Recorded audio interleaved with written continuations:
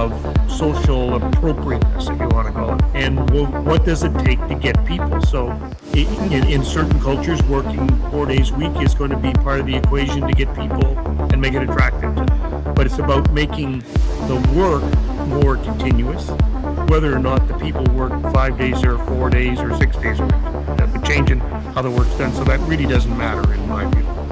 Yeah, my perception on that is another reason someone would welcome remote first, because the point that Milan made a little bit earlier in terms of the continuous operation is really around if you are less dependent on people being. Hello, there, everyone. so We'll be starting the event in about 5 minutes. 5 minutes, please. And you can truly get a full utilization of your asset where it is, and you may actually enhance the quality of life for the individuals working on that asset, whether they live close or they live far or what have you. But remote first is certainly not about being far away. It's all about about whatever makes best sense to the mining organization in general. I think that was a very exciting conversation, Stephen. I'm just going to continue on with a couple more slides, and because the lag is significant between when we're doing our live presentation and what's showing up on LinkedIn, because we're just learning about this whole LinkedIn live stuff, so we're probably not going to pause too long. I'm just going to encourage you right now to add in your questions as soon as you can, because there is a significant lag between when we are going live and when I see something on the LinkedIn live. So I just wanted everybody to be aware of that lag. It's about a minute, which when you're live is a very long time. So the next piece here is a call out for stream co-chairs. So if you're interested in any of our streams, and I'll put my streams back up on the screen actually. So if you're interested in participating, we have certain stream co-chair positions full already. We have some that are already gone. The methods and machinery I got for stream co-chair. But if you have something unique to contribute from a remote first perspective, we would love to hear from you when it comes to any of these streams, because it's a conversation that we're not just going to have this year. It's a long-term conversation that we're going to have, because the possibilities of remote first are just wild. There's just so much out there. And we have one more comment here on so I'm going to read this out loud because you can't see it all on the screen. So I'm going to hide and read it here for you, Stephen, as the comments coming through. And here is the comment that's coming through. So from an oil and gas perspective, ROCs are multidisciplinary collaboration centers that strive to strike balance between having the right people, technology, and processes in place to monitor wells in real time from off-site locations. That's a really good point. Thanks for sharing that. From off-site location to maximize operational potential and better ensure services quality. Before ROCs were introduced to the industry, operators faced numerous challenges when drilling in crowded oil fields or in remote areas that had well bore stability and service reliability issues. Subject matter experts and service reliability issues across several experts that are in service reliability issues to streamline jet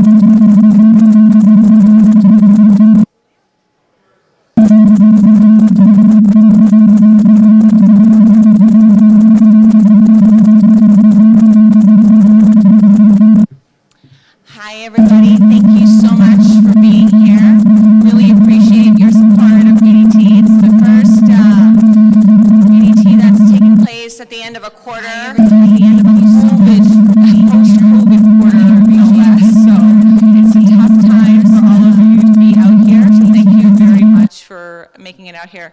So today I just want to the end of a announce quarter. our Master of Ceremonies, Nathan Stavina. And I had a little clip playing from him earlier, but this conference today and where we're going is really inspired by the few words that Nathan said at the last conference, at the end of the last conference. And he said, the best time to plant a tree was 20 years ago. The second best time is now. So he wanted to see mining be the first in something rather than leading behind in a lot of technological innovations. And so I think today we're all here. There's a lot of technology vendors in the room. There's a lot of mine operators in the room. And we're here because we can have mining be the first in something when it comes to technological innovation and advancement. And we're So with here that being because said, I'm we just going can to have introduce my mining personal be the mentor, first in my something friend, when it our comes to BDT technological committee innovation and advancement. mainstay, Nathan Stavina, who's the Vice have President my of personal Technology mentor, at my friend, Unity, and the committee's our Stavina, who's the Vice President.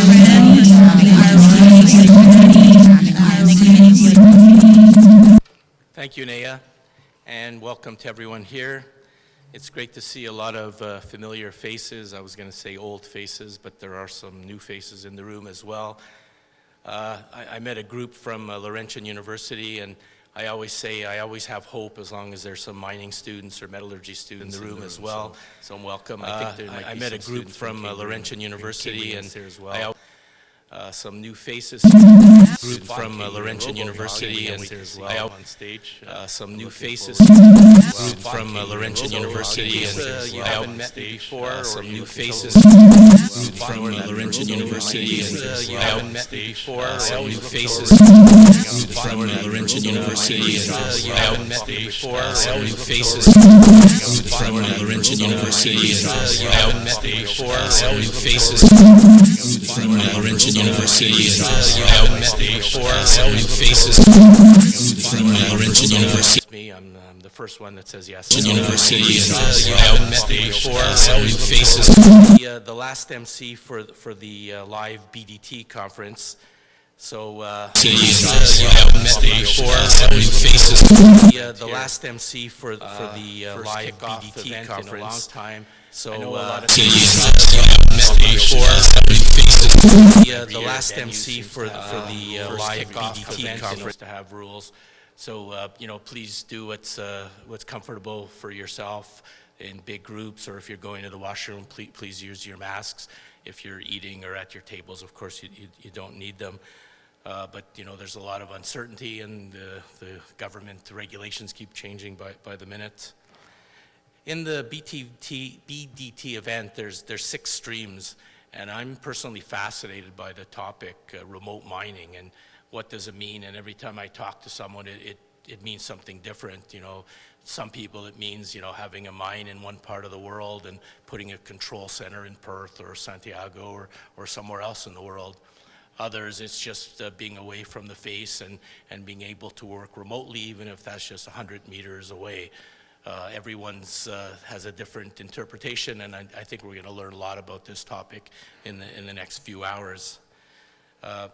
We're looking forward to recruit some more volunteers. We have chairs and stream chairs, so for each stream there's 3 people involved, people from industry, people from different suppliers and so forth. But if you're interested in being part of any of the streams that you're going to hear about, please talk to Naya or myself or anyone involved in the event. As you know, anyone involved in organizing these events, the sponsors are really key. Please take your time, take a look at the booths we have in the back.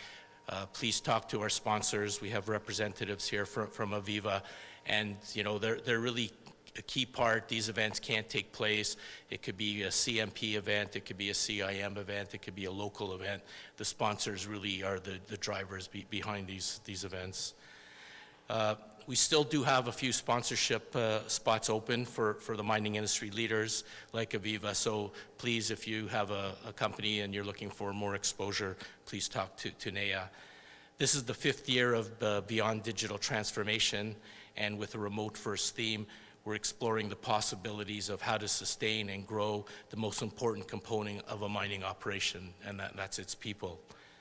So I'd like to give some credit to Naya Singh and the entire team at Pace Global that have adapted and pivoted and transformed this conference into a real community. It's always a pleasure coming back, seeing people I've met at these events, and meeting new people. There's the group from Laurentian. Please raise your hand. They're at my table there, yeah. So take your time, talk to the students, the lifeblood of our industry. Now, this interconnectedness is reflected in our connections to the communities in which we work. And all proceeds from BDT 2022 will be going to the Sudbury Action Center for Youth. And we're honored here to have a representative from Sassy here to describe their work. And while your ticket helps, you can also donate directly to them. And we'll be flashing their website throughout the day. It's www.theactioncenter.ca. Now, before we go too deeply into the session, I'd like to have a few acknowledgements and some housekeeping items. I'd like to acknowledge the Robinson-Huron Treaty of 1850, and we recognize that this gathering spot is located on the traditional lands of the Atikomaksing, the Anishinaabe, and the city of Sudbury also includes the traditional lands of the Wanapitei First Nations. And as settlers on this land, we extend our deepest respect to all Indigenous peoples. Now, the washrooms are located behind this wall, so you can go around there through the door in the back, and you've probably seen the refreshments behind me at the back of the room here. There's a headshot studio that's going to remain open during the breaks for anybody who wants a professionally done headshot, and that's going to be in the back. There's our photographer in the back. He's waving at me here. You can see him in the gray suit back there. And you can use these for social media for future presentations, and you can pick them up at BDT 2022. At approximately 3:30, we're going to have a stretch and a bio break for about 30 minutes, and there'll be some networking opportunities. And we'll introduce our session chairs and close things off around 4:20-ish, at which point we're going to welcome you to stick around and chat and to talk to the people who have the booths in the back. We know this is quite important for you, and many people haven't been out in a long time, so I know I'm personally looking forward to catching up with a lot of people in the audience here. And as I mentioned before, please maintain a respectful level of attention when the presentations are underway. So long story short, this isn't a Zoom call. We can't mute you, so please be respectful of the people on there. I'm glad to see everybody's wearing pants in the audience. Might be a new experience for a lot of you. I'd also like to acknowledge and welcome those who are tuning in virtually today. If there's one thing we've learned is that the technology available for use for remote meetings and viewing and working has proved quite capable. And I've been at home for about 2 years. I've traveled to Edmonton twice in the last couple of years. And now we're starting to go to our office. Our office is in downtown Toronto. We go on Mondays and Thursdays, and the rest of the time we're still working from home. And I know everybody's got different situations, but I'm also impressed by the capability of the technology that's going on all around us, which is actually a great segue into our BDT 2022 theme of remote first. It's not a new idea. It means different things to different people. But having lived this experience we have for the past 2 years during the pandemic, but the nature of the employment, the remote work, the staffing issues, the economy, it's really top and center in a lot of people's minds. Our conference chair, Stephen Flewelling, is not able to be with us today, but he presciently put it in his recent presentation. Remote first is not just about improving opportunities, it's becoming necessary in order to stay in business and provide the products we mine to a world that needs them. Stephen's clip can be found on a podcast on .bdt.network, and I'm sure Naya will have a link to that for people who request it. I mentioned the interconnectedness of the mining industry. But from mining giants to small producers and the people in the mining supply and service industries, we help keep things running and develop new technology to the government, not-for-profit, industry associations, and schools. But we live in an ecosystem in with which we all have a purpose and belonging. First of all, I'd like to welcome Marla Trombley, Executive Director of Mine Connect, to the podium. And they actually have a Northern Ontario Roadshow coming up at Dynamic Earth on March 31st. So please put your hands together for our first speaker, Marla Trombley.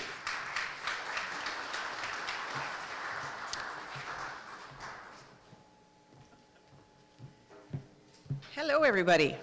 Great to see you all. Some of you I haven't seen, or many of you we haven't seen since PDAC 2020. It was kind of the last in-person thing that many of us have done, so it's great to see people in person. I'm sure you're going to hear that everywhere you go for the next little bit. I'm just going to be here for a couple of minutes to give you a little bit of a rundown on what Mine Connect is and some of the opportunities that are coming up.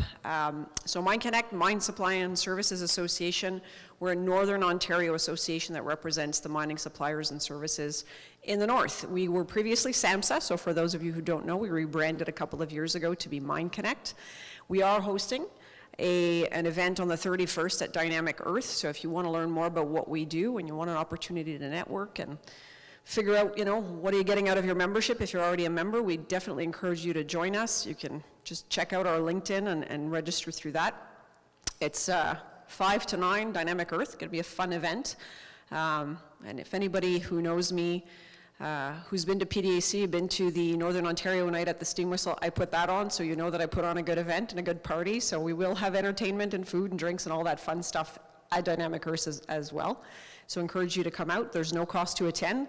It's really an opportunity for you to learn more about what we do at Mine Connect and to bring your friends who may not be members to encourage them to become members. And if you're not a member and you're a supplier in the north, you should be, just saying. And we encourage you to look us up at mineconnect.com as well.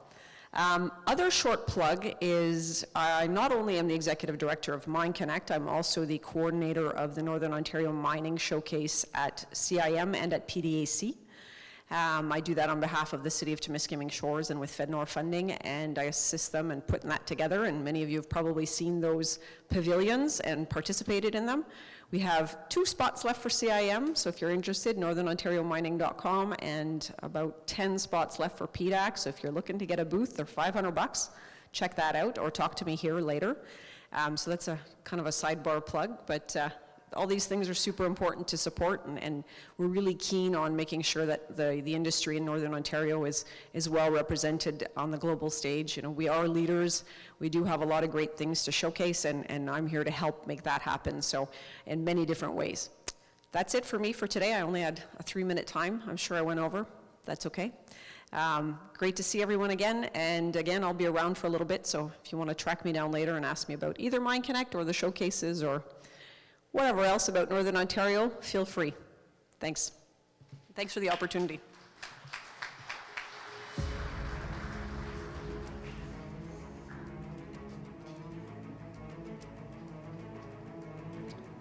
Thank you, Marla.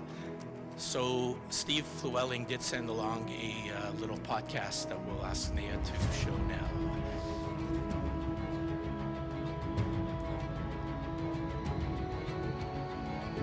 I think what I believe with some of the historic context when we talk about remote, and people think it means replacement. I don't think it means replacement.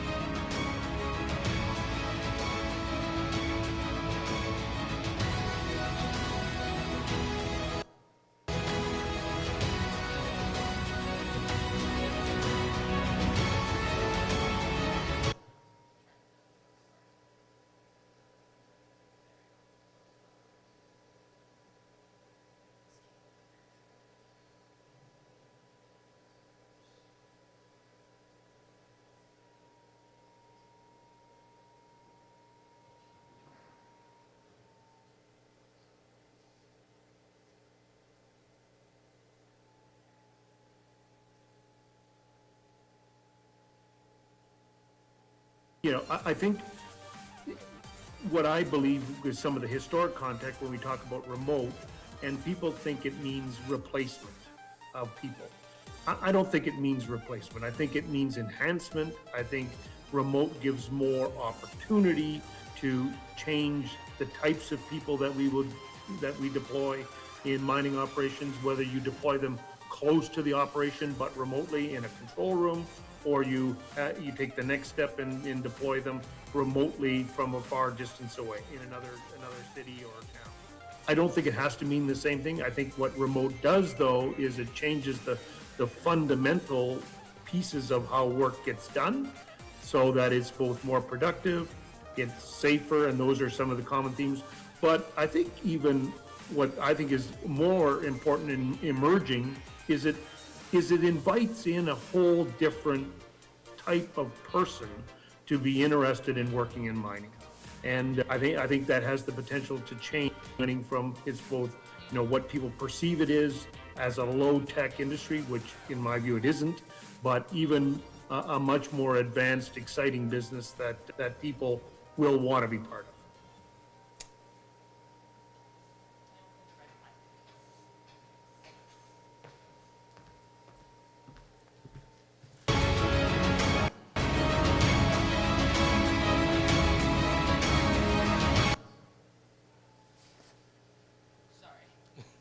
Are you showing it or waiting it?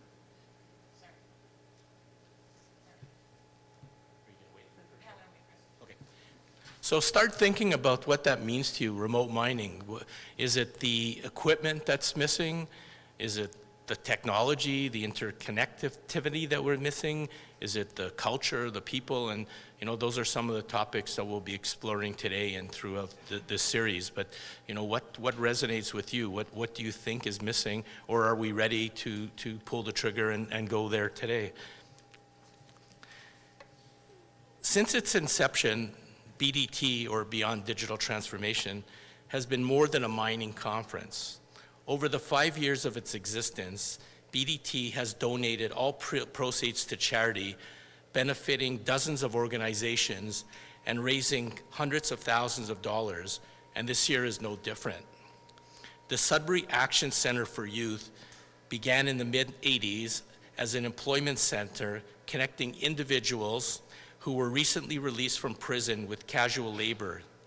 In the decades that have followed, Sassy has grown into so much more, not only offering programs for homeless and marginalized youth in Sudbury, but also transgender support, housing services, and harm reduction. To tell us more about this incredible caring organization, I am immensely pleased to welcome Sassy Executive Director Julie Gorman. Please welcome.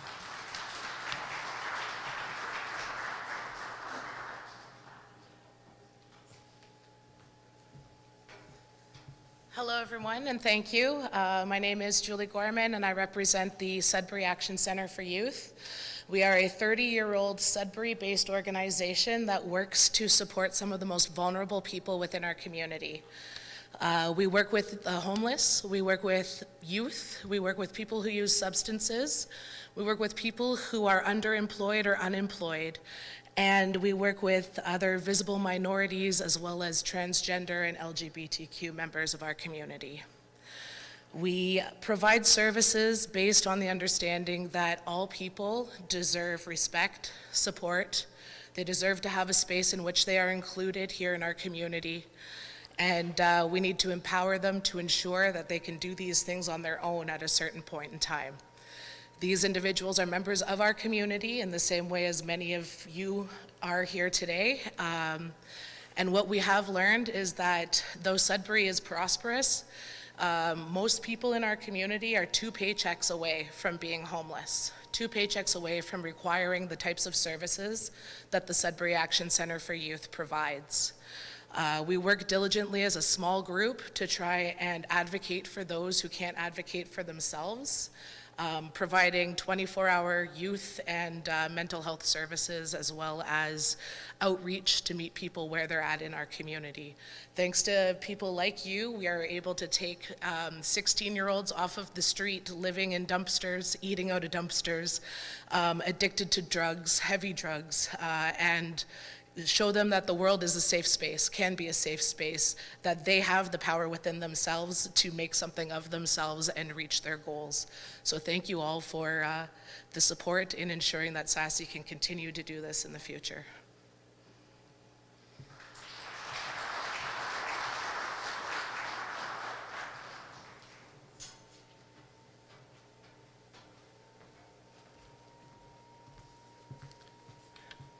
Thank you, Julie. And I know I speak on behalf of everyone here to say that we're really pleased and honored and humbled to have you here and to share support for your organization. Thank you, Julie. Just a short note of appreciation to our sponsors. You'll see up on the screen their logos periodically. We're truly grateful for their support, as I mentioned before, and it allows us to continue our programming and bring people together. There are many reasons for mining communities and mine suppliers and service firms to be paying very close attention to our renewed remote-first philosophy, many of which will be part from this and hearing about today and over the coming year through BDT 2022. And like I said, if you're interested in sponsorship opportunities, please visit our website or talk to Neha directly. Redpath has been a proud sponsor of Beyond Digital Transformation for several years. This year, they're a patron sponsor, and Katharina Nordbeck is watching on LinkedIn, and we have a corporate video from her that she sent along.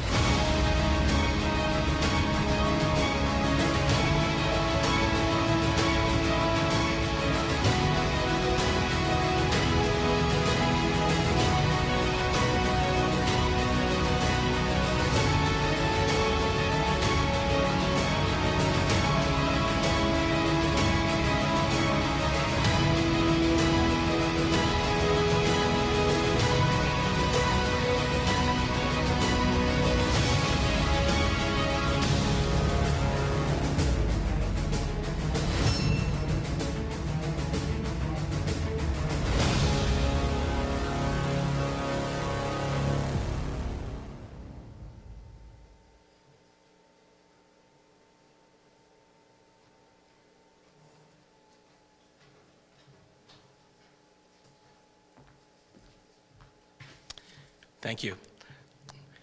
It's always my great pleasure to introduce this next person. She's a demonstrated innovator, one of the brightest minds in the industry, and a passionate advocate for diversity and inclusion, and generally a kind and compassionate person. She wears many hats, but at this particular moment, I'd like to invite her to say a few words on behalf of the Canadian Institute of Mining, Metallurgy, and Petroleum. But before that, it's Sam's birthday today. So as she's coming to the stage, please stand up and let's welcome her with happy birthday.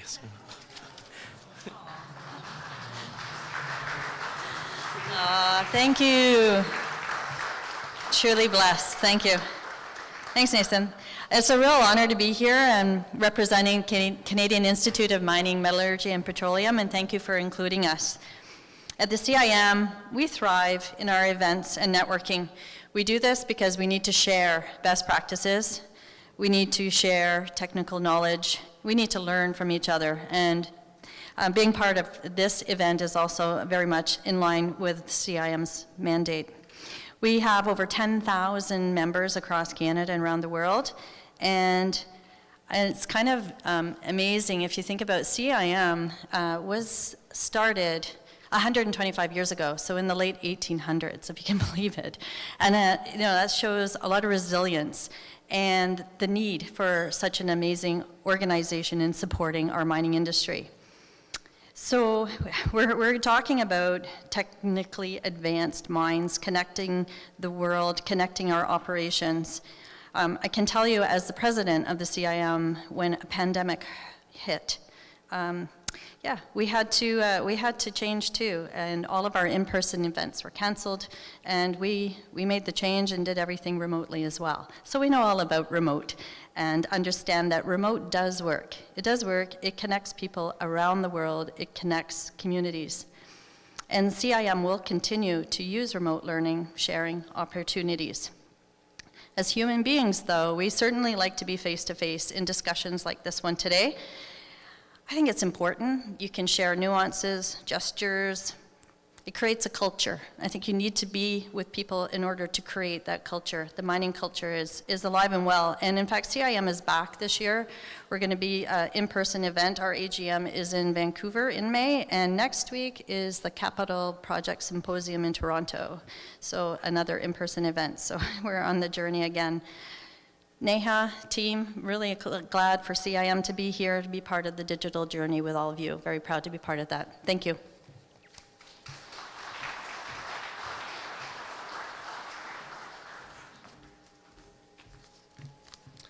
As Sam said, where else would she spend her birthday, right?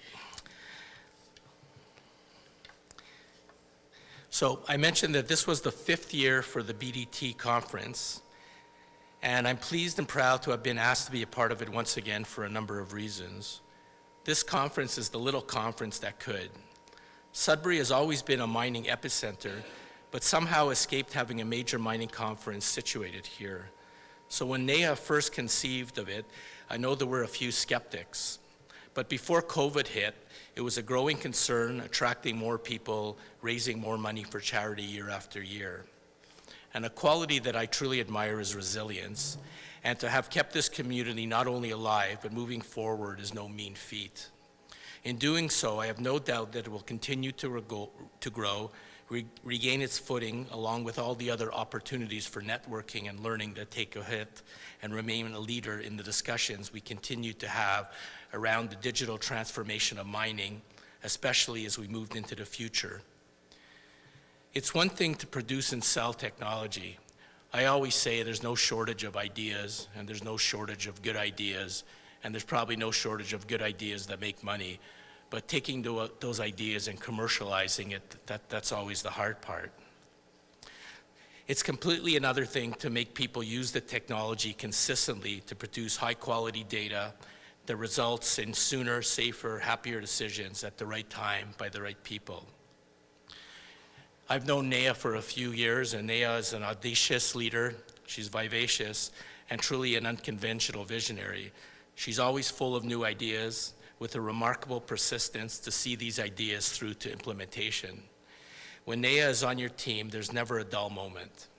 She's independent, bold, and eccentric. She's an adventurer who has built her own path to being a successful social entrepreneur after moving to Canada from India as a student in 2002 at the tender age of 19. She's motivated by a hardworking team that has a desire to succeed regardless of the odds. When the going gets tough, Neha keeps going. Today, as the CEO of Pace Global and patron sponsor of BDT, and as we go into the Mining Managers panel hosted by Samantha, Neha will be presenting her unconventional idea of digital transformation in 5 minutes. Neha, does that mean you get 5 minutes? Yes.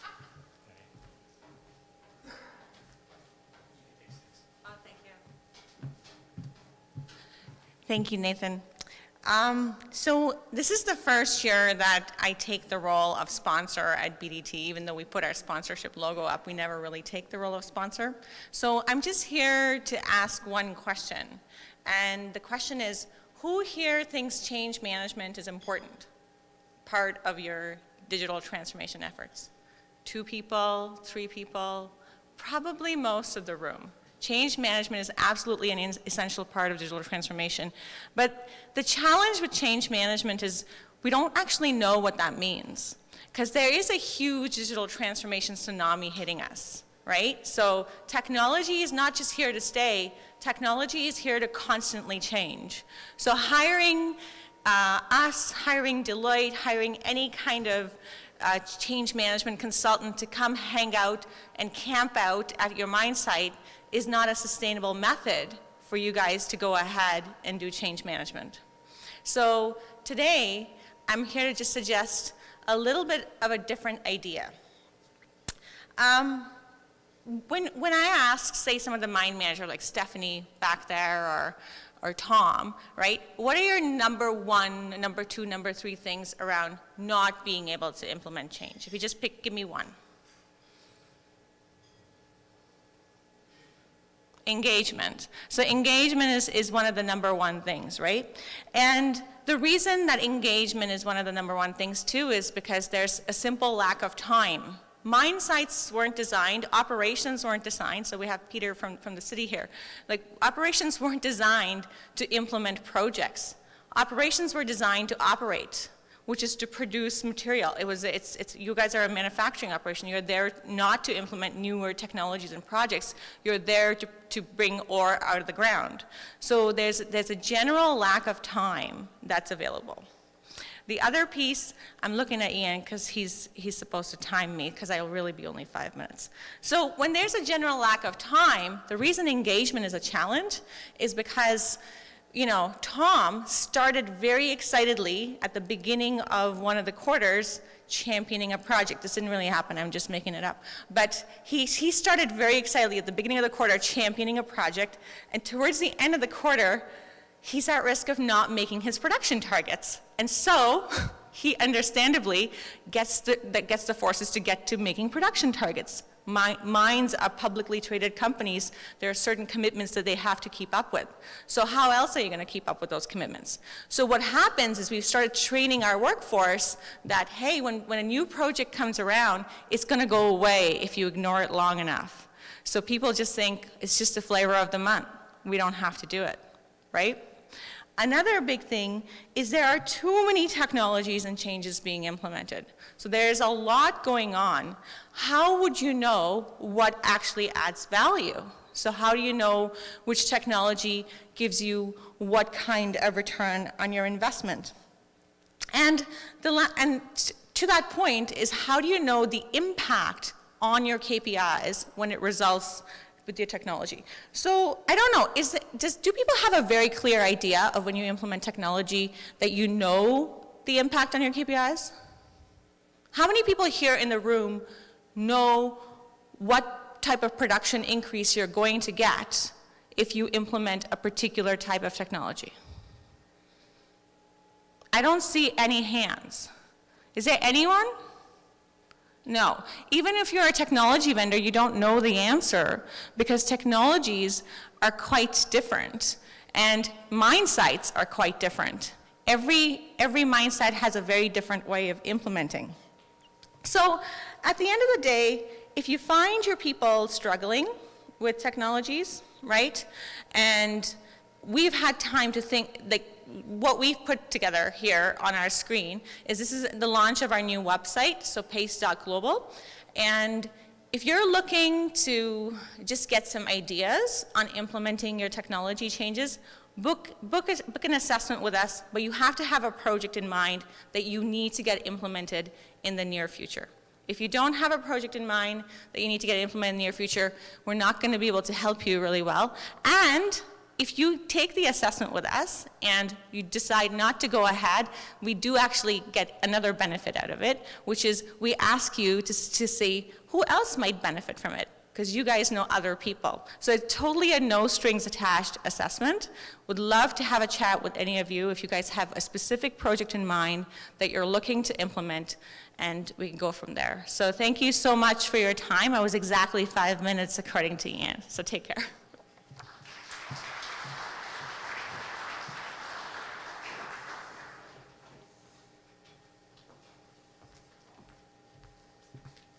Thanks. Neha, do you know the difference between change management and change management?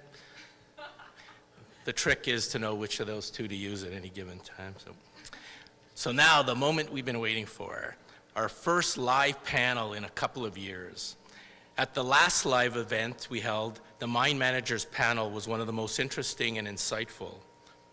It's always important to get a frontline perspective, regardless of what you're doing, because ultimately, these are the people getting your ore out of the ground. They know where the challenges are and where the opportunities lie. Ideas are one thing, and reality is something quite different. I'm always interested about reality. You know, we have artificial intelligence and augmented reality and virtual reality. You know, what's wrong with reality? I guess this is reality. So Samantha will have to keep it real, all right? Okay, so these are all innovative thinkers and leaders who see the big picture and can be integral in ensuring that the path forward is executed properly. And I'd like to welcome Samantha back to the stage to introduce our panelists.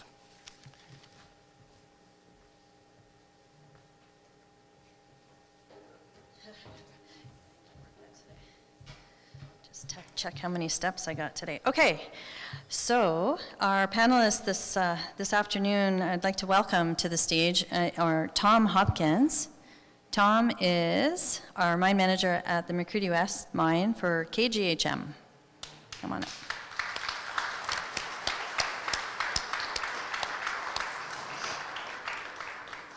We have Stephanie Bleeker.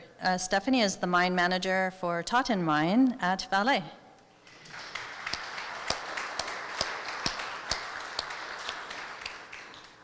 And we have Ian McLellup, and did I say that wrong? And he is our Kidd Mine Chief Engineer for Glencore Zinc.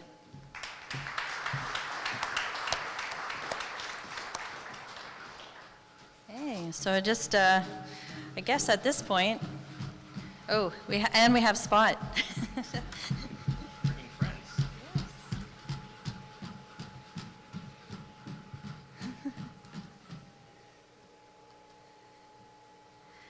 So am I meant to stay here, Neha, or sit?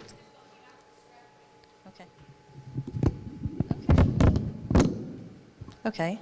Sorry about that. I guess we can have a seat and get cozy here. So thank you to the three of you for agreeing to be part of the panel. I guess four of us, if we include Spot as well.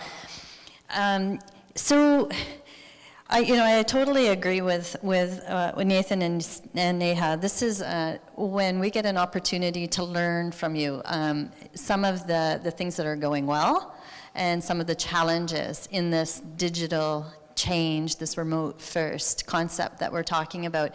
And I don't know if you had a chance to listen to the podcast between Neha and Steve Flewelling when they were talking about remote first and what it meant in terms of, not necessarily just putting in a drill room operating center 3 crosscuts down from where your drill is located. It could be an operating center like Kidd Mine on surface. It could be a regional center like the NAOC, IROC at Ballet, or it could even be like a business intelligence center in Poland, for example, that's collecting all this data. So we're really interested to hear how that is happening at each of your companies, some of the operating philosophies and things that are changing. And in particular, when you hear Steve and Neha talk about this, there's technology and then there's the people. And our processes are changing because of the technology that we're putting into our mines and operating plants. And how are the jobs changing?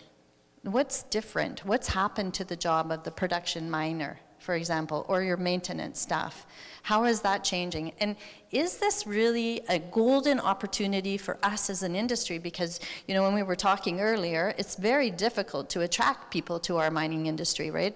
There seems to be a bit of a lull in terms of attracting students into the education programs, but also coming into the industry. So I think this is maybe an opportunity to rethink how we design jobs, right? That'll help our operations to be productive, safe, cost-effective, right? And also in a way that attracts them and they stay in our industry and enjoy the work that they do within the mining industry. Okay, so I'm going to ask a few questions of our esteemed colleagues here to get your insights and perspectives from your different companies, okay? So I'm going to start with Ian, okay? I understand the Kidd mine is expanding. You're going to the Mine 5, the expansion to depth, Ian? And I'm curious how that mine is being designed to take advantage of technology and advancement in this remote first concept. Yeah, I think this is a pretty interesting one. You know, as a baseline, Kidd's been doing some remote mining for about 9 years. And we went through that evolution of mine design after the fact, looking at it and saying, okay, now we have automation, we have remote. What are we going to change about how we use it? And we went to great lengths to redesign our mine to think about if we are doing remote operations, how do we want to lay out a mine? The answer is different than what we did when we built the mine in the first place. For example, segregating the mine so that we can have a hybrid of remote or autonomous and people in the same space. Things like separated zones or elevated loading stations so that automated machines and remote machines can interact with people. And of course, there's a lot of work to do in a mine you've already built. It's quite a bit of work. So looking forward to an even deeper mine, I'd say that's the biggest one into how we build the mine and how we think about designing the mine. We're changing quite a bit about how we think we'll lay it out. So that we can have these different operations happening at the same time, or how we can do clever things like let robotic work happen downstream of where people are to give people the best air and the best environment. But a really interesting part, and I should add, our project isn't approved. We're working through the feasibility stage, so just to, so no one gives me a call after this. But the most interesting thing is we're effectively entering a geotechnical, a risk environment where remote may be a mandate, right? We may not be able to go ahead with this project unless we can do a vast majority of our work remote. So we're shifting from why should we do it to we have to do it. And I wish we had been thinking remote long enough ago that we were ready for that change, or more ready than we were going to be at this point. Okay, thank you for that. And just on this theme, Stephanie, I wanted to dig into what's happening at Valet when it comes to digital transformation and this remote first thinking. And so Totten is a very advanced technical mine. I'm quite familiar with it. And I'm just curious from your perspective, so coming in as the mine manager, having a year now under your belt and knowing that mine quite well, like what would you frame as the quick wins that you've had in terms of the remote first thinking and the biggest challenges? When you look at where you want to be, and I know you have said you're going to stay in front of the pack, right? You're going to continue to push technology into that operation and be the modern mine example for the industry. And so I'm just curious your thoughts on the pathway to get there. Thanks, Samantha. I think one point that's very critical, and you touched on that, is it's very important to stay up to date with things. Technology is changing day by day, and it's important to actually make sure that you keep on top of it. From what you've implemented, you get to a good stage, and if you don't keep on top of it, if you don't have that KPIs, if you don't actually measure the improvements that you're making, then you could fall behind. For instance, we were one of the first mines that had Wi-Fi accessibility in most of the mine underground, and other mines are now implementing LTE, and we have to keep up with times, and we have to make sure that we do that changeover. So it's important not to think we've arrived. We will never arrive when it comes to technology. We need to keep things up to date. Some of the quick wins that Totten has had, we could start with looking at, there's really, if I think about remote mining on the mines, and I think the areas where there can be significant benefit is if you look at remote operation of equipment, a remote operation of systems such as ventilation systems, mine dewatering systems, and then also sometimes it's not remote operation of equipment, but it is just having eyes, remotely being able to access area and see things. I think that's had a significant impact on us being proactive about problems. I'll use, for an example, the drones that we use nowadays to access what's the conditions of the ore passes, so that we know, is there some remediation work that we have to do? What's the conditions on the bins? When do we need to do the maintenance? You know, significant cost in some of that maintenance, $2 million, you could move it out by a year or two, you know. It helps us make the right decisions by just having eyes on things.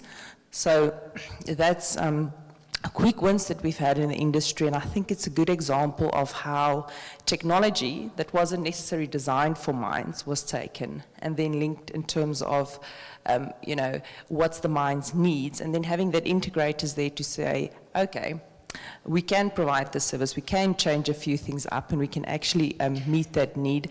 So that's a really quick one, something we've managed to, most mines I think has managed to actually implemented that real quick, and most of us are using it.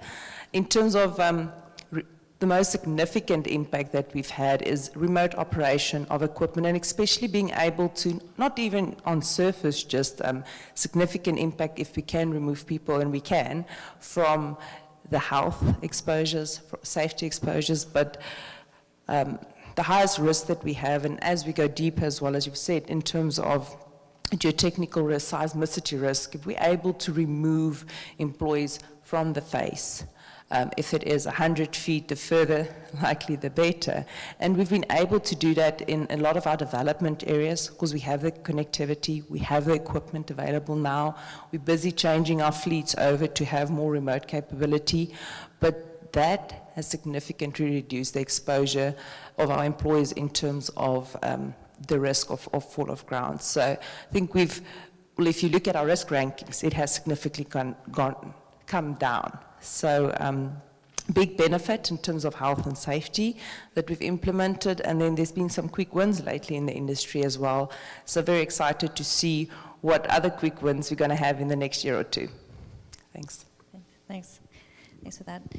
Maybe just down to Tom at KGHM, working away on some really interesting things, some of the workshops that I was fortunate to be part of recently, and the development, the remote loading at the face type of technology, and interesting things going on, Tom.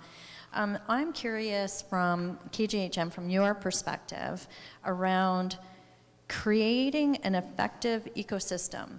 And I say this because I've got 30 years of experience back in mines research at INCO in the days, instead of working one-on-one with a service provider, the industry has quite changed, and you're looking at technology coming from a number of service providers. And then there's also a group that integrated, right, who pull it together, working with you as the operator to make sure that that whole system is going to do what you need it to do, right, and engaging your employees, et cetera. So I'm curious to hear, Tom, from you as a mining company representative, what is it that makes that ecosystem work? How do you make that successful? And if there are issues, what is missing? I think the big thing is communication, being forthright with our people on our team, talking to them about what we want to do. It's not about replacing people with machines. It's about empowering people to do different things differently. And I think going forward in the industry, we need to get away from, mining's that tough, dirty, dangerous job, where we get away from that and we engage people that maybe don't think about mining as their first career. So I think a lot of it is engaging the workforce that we have. We have an older workforce that mostly started contracting, And we're trying, with our culture and the way we do things, to try and test things for the mines of the future. So we're lucky with the small operations that we have. We're a ramp, easy access, stuff like that. We're really, over the next 5 to 10 years, looking at testing and trying things out for the mine of the future, which we believe will be our Victoria project, which is going ahead pretty quickly right now. So we're looking to, you know, not just stay status quo, but also test and develop things for that mine of the future that, you know, if we can test and prove these technologies and these methodologies in a few small mines that are easy access, efficient, do it safely, if we can prove that technology and the way we do things now, it's a lot easier to develop that mine and plan for that mine in the future and roll it out to that instead of starting from the ground up. So I think it's communication. It's really, I mean, we talk about seeing the workplace. It's all about communication. Remote, anybody can drive something remotely, but you need that feedback and that communication. So like you see on the dog here, it has like a LiDAR on it and a camera. So there's multiple sensors on that giving feedback to the operator, right? So the same thing with a project and the way we change is we have to communicate to people. We have to talk to them. You know, just keep that conversation going about what we're doing and what we're trying to do. And it's, like I said, it's not about replacing people. It's about making the job safer, the mine safer, make it last longer, and go deeper, because that's where the mines are going in Sudbury anyways, and probably Canada, so. So is McCready West, is that operation sort of your test bed where you're learning a lot of the digital transformation for application at Victoria, or is it separate? So McCready is an operation. We have to remain viable, but we see it as an opportunity to test some of the things that we hope to take advantage of with Victoria. So there's technology, like we started with the sorting, which we've been doing for the past 3 or 4 years now. There's stuff like that. We did a project with safety development, but we're moving people away, remotely loading the face. We're looking at doing more of that testing with industry partners, stuff like that. So we're looking to test more of that thing, more of those things over the next, I mean, Victoria is going to take at least 8 years to build. So we have 8 years to sort of test and tune, you know, an operating system and a way of doing things for that mine of the future. Like Totten's built on it. Now it's like Steph said, it's building and building. It's advancing so fast. You know, we want to take advantage of that so that when we do hit the ground running with commercial mining there, that, you know, we take advantage of those things and prepared for that. And to engage that next generation of workforce, because the workforce we have now, a lot of it's the generation where they probably won't see Victoria. Half of them will, half of them might not. But we need to engage the next generation so that, you know, we're not starting from the ground up when we start Victoria mining. Yeah, thank you, Tom. Stephanie, I'll just work back this way for the microphone logistics going on. I'm curious if you can speak a little bit about what digital transformation is worth to you and to the Valley operations. And do you measure that? Is that, you know, Neha was talking about how each individual piece may be difficult. You may be able to do an individual piece of ROI on an investment, but what does the total mean to you? Or does it even matter? Like, I'm just curious how you quantify the benefit of the transformation.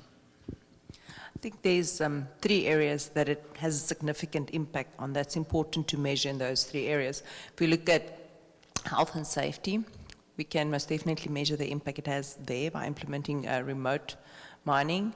It has an impact in terms of productivity, which is also measurable, and then also in terms of sustainability. Some part of that might be a bit more difficult to measure, but we know that it will have an impact on that. And those are 3 very important factors in the mining industry. In terms of health and safety, if we remove an operator from a development heading, it means that we have reduced our risk ranking, and we can measure that, and that's one of the highest risks that we have. If we are able to, where there is a high risk phase, where there may be explosives present, you know, an unchecked phase, and we know that that risk exists, then we can remove an operator from the phase. We have directly reduced that risk, and it's measurable.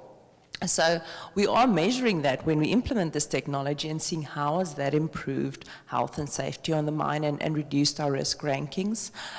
In terms of health as well, the exposure is different. For instance, for an operator that is operating a scoop from surface, then one to underground, so your health exposure measurements, your occupational measurements, you could measure that and see what improvements you've had there.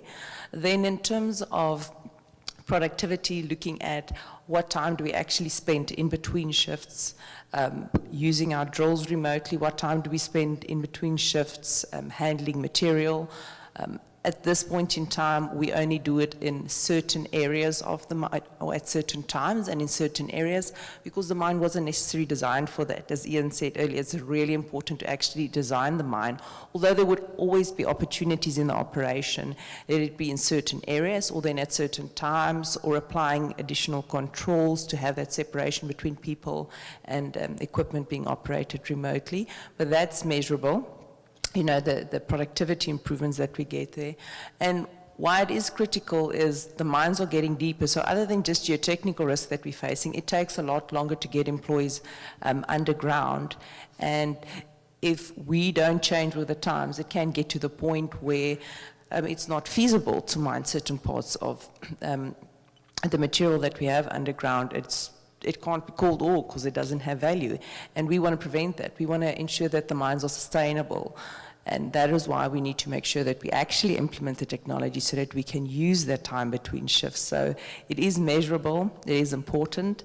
And then the last one, just in terms of sustainability, and Tom's also touched on that, really just looking at how big is the pool that we can attract from, and how attractive is it, you know, to the generation out there that is the up-and-coming generation that's going to work in the mines. And that is it involves all the different levels in the organization. It involves equipment operations, managers, the mine technical services department. People want to work in an industry as an engineer, for instance, where it's in touch with what's happening out there currently.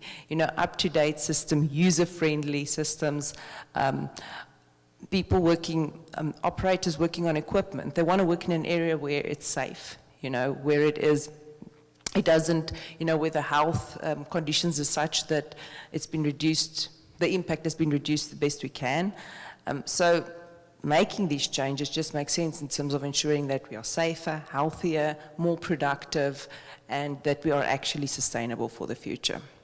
And measurable, I think. We can maybe do a bit better at measuring it and getting those KPIs up on the boards, but we are doing it in some areas, most definitely. Wonderful. Thank you for that, Stephanie.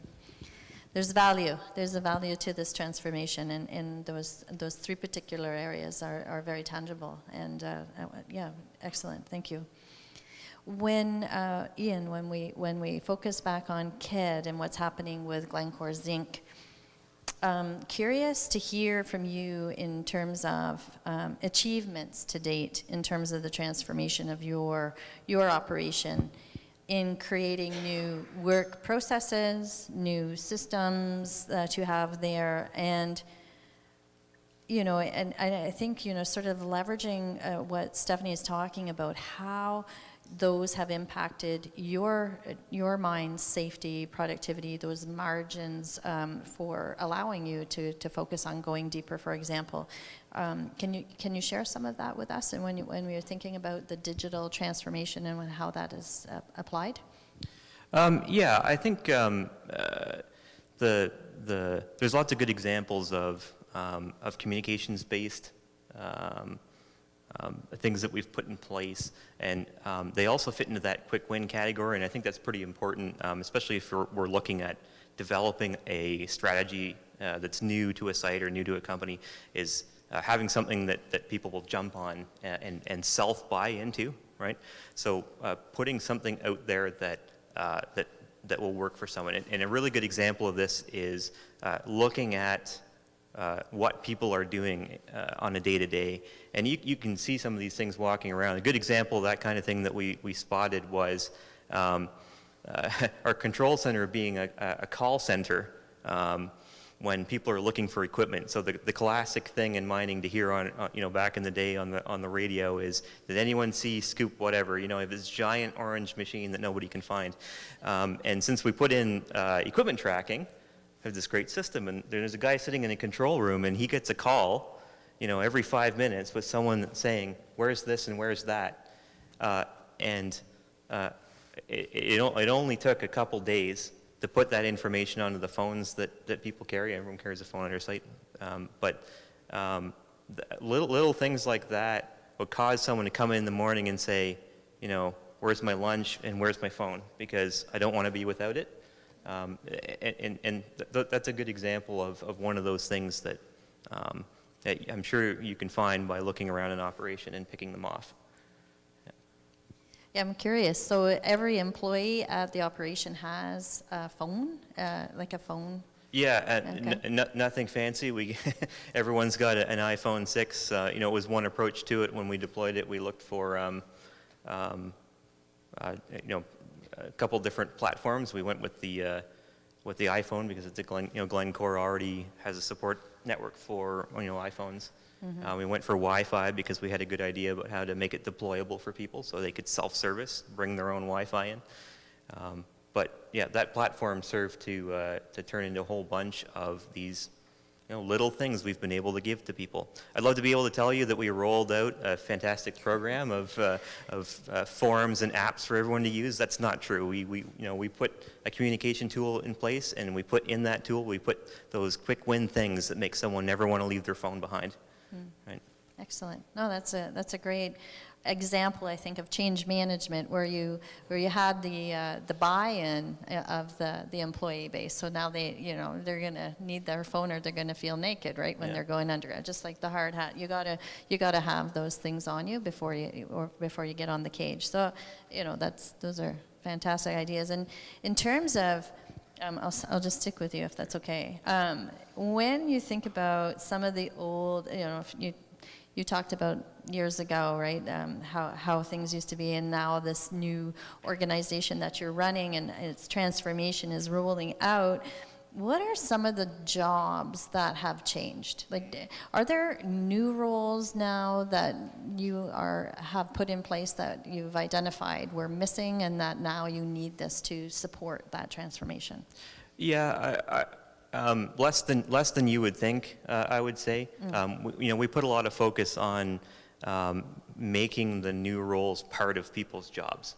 As fundamental as, I mentioned the self-deployable Wi-Fi. We didn't put a crew of specialists in place to do this. We made it self-serviceable. It's one of those things that makes it survivable, but it helps people buy into it. But a few new roles and things that we actually didn't pick up on right away. We did have to put a mobile device specialist in, so we have the Apple Genius bar of kid to look after that equipment, and then the really specific things like scoop automation. But we really tried to push that back to the operators that are getting involved into it. So we have a scoop operator that gets involved in the automation program. We also develop them into troubleshooters and trainers and when I say trainer, they train the machine, right, to drive around. But it's helped engage those people a lot, and it's kept them interested in that job and what we're trying to do with it. So at the end of the day, it's nice to be able to say that, if you want to ask whether we're losing jobs because of putting this technology in place, but it's true. All we've done really is enhance other jobs and make them more interesting, more appealing, and more dynamic. So that's been a success. Wow, fantastic story. Thanks for that share. Yeah, and sounds like your workforce is right on board with that. So you've done that very cleverly. Good job. Okay, I'm going to switch over to Stephanie again, and you're along the path at Valley. I mean, you've got tech roadmaps. You're well on the journey, right? And I'm curious if you can, and you yourself have experience with other operations, so that's not necessarily just Valley, but from your perspective, Stephanie, and what you've seen in the industry, like, how do you get started on this tech roadmap, this journey? Like, how do you make that happen? You know, what does it take to get there? And fine, you get started on a journey. How do you keep it? You know, how do you keep it going? You know, and how did you get to this point where you now have people in your organization who are working together to make things happen? You know, that's change management, and so I'm, you know, from your learning, your knowledge of and experience, like how did you start, keep it together, and keep that momentum? I know you've got this future vision where you're gonna stay at the front of the pack, so how are you gonna do that as well? You know, when we think about change management, we generally think about how do we engage our entire workforce to make sure that we have buy-in when we're implementing things and for it to be successful. But when I started in the mining industry, I had to be convinced that it's worth the effort, you know. When I started, I was being told that I was working for Anglo at a point in time, and that we're going to implement the operating model, and that we're going to have connectivity underground, we're going to have to do updates. And at that point in time, I was a supervisor, and I was thinking, well, why do I need this on top of everything I have to do already, you know? And as time progressed, and I've actually seen it being implemented and it evolved, and the information that we're getting from the systems, my mind was most definitely changed. And I'm a big advocate for that now, because we need to have the information available. A big part of the remote operations, and just in general, some of it's also just getting eyes on things, some of it's also just getting information. And we do need that, because it helps us make the right decisions. It helps us make the right decisions at the right time. It helps us measure our current performance to determine where do we need to spend additional funds? Where do we need to focus on in terms of safety?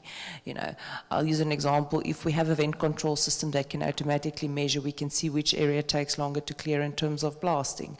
We can see where we want to focus and make some modifications to the system, and that can have a significant benefit. We can see where we're losing significant times in terms of traveling in certain areas on the ramp, and is there something, do we need to do something looking at mechanically, or looking at the type of equipment that we're getting? You know, all of these decisions are actually informed by being able to gather data.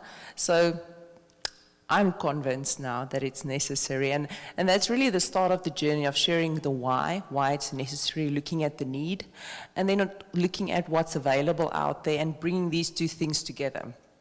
A need needs to be met, and then there's always a lot of energy when we start off with things to get it implemented, and then there's a few other initiatives and things that come along the way, and sometimes some of them basically gets pushed to the back.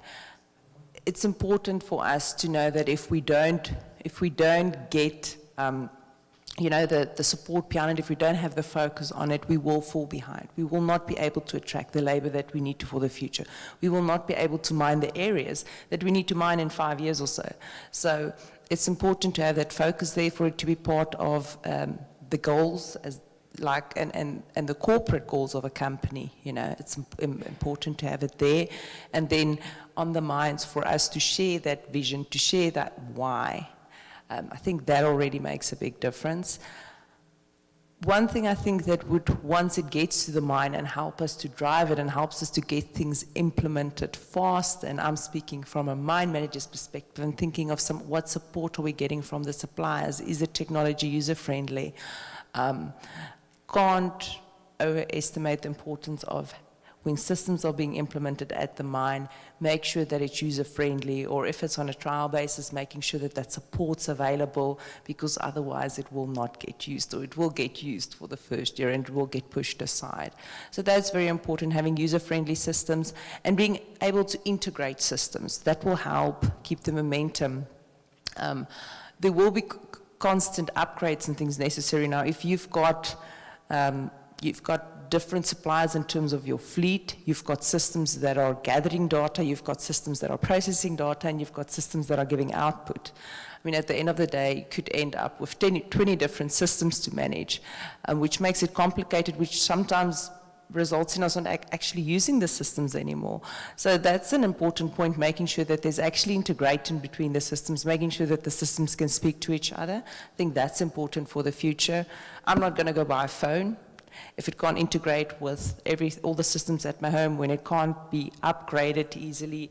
And the future is the same for the services that we need in mining. It needs to be integratable and it needs to be user-friendly. Thanks. Thanks, Stephanie. Very insightful. and like you said, it sounded like, needing the corporate support for sure is necessary, and bringing it back to the why. So there's a business case, and to your employee for the engagement side of things, why this is also necessary, not just making access to those currently unavailable ore zones, but also engagement of the employees, what's in it for them, right, and how they can use that data. Excellent, good, great, thanks for that. So we're over to Tom, and I'm curious, Tom, with all the work that you have been doing with digital transformation, and I know you've been on this panel a few times, is what is missing in terms of the technology now? Like where are we going, next steps in transformation? So we have automated scoops, and we have automated drills, and we're looking at remote loading of the face. And so what do you think is on the horizon? What else is necessary? I think in the last few decades, we've become really good at remote mucking, so remote LHD. We've gotten away from the face with some of the ground support. We're starting to get good at remote drilling and loading. I think the next real phase will be pulling people, say, 50 to 100 feet away from the face and being able to do the complete cycle. So if we can fully advance a drift or a tunnel without anybody having to go into the face at all. And what that can do is, it's obviously safer, but it can also increase that cycle time. So areas that are driven with a critical path to a development to an ore body, if you can decrease cycle time because you don't have to put certain steps of the development and the support in, you can really crunch down that cycle time. And that some of the work we've done with that safe development project kind of works towards that as well. There's the safety aspect of it, but there's also the cycle time aspect of it. So like I said, we're good at remote mucking. I think the industry is really good at that, and we've done that for decades, and we're really good at it, right? The ground support, kind of, with carousels and roll bolters, stuff like that, we're kind of there, but I think the next real step is being able to go in with a piece of equipment, put in whatever minimal ground support you need, or if there's any at all for the equipment, and then advance the face forward, getting that 10 or 15 feet ahead, and then we can go in remote muck from 100, 200 feet away, no problem. We can do that from surface, we can do that from our living room at home right now, right?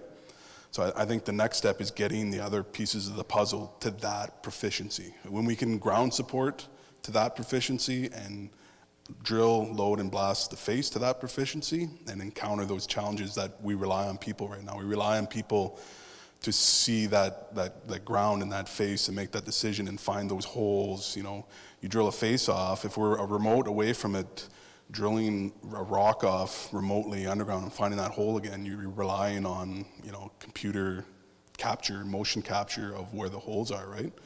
So we rely on people right now. We screen the face and go to that face and rely on the people to clean that hole and clean it out, right? So the next real step, I think, is doing that full cycle remotely, where you don't have to go to that face at all. You don't have to be 5 meters away at the controls of the jumbo or the bolting jumbo or whatever.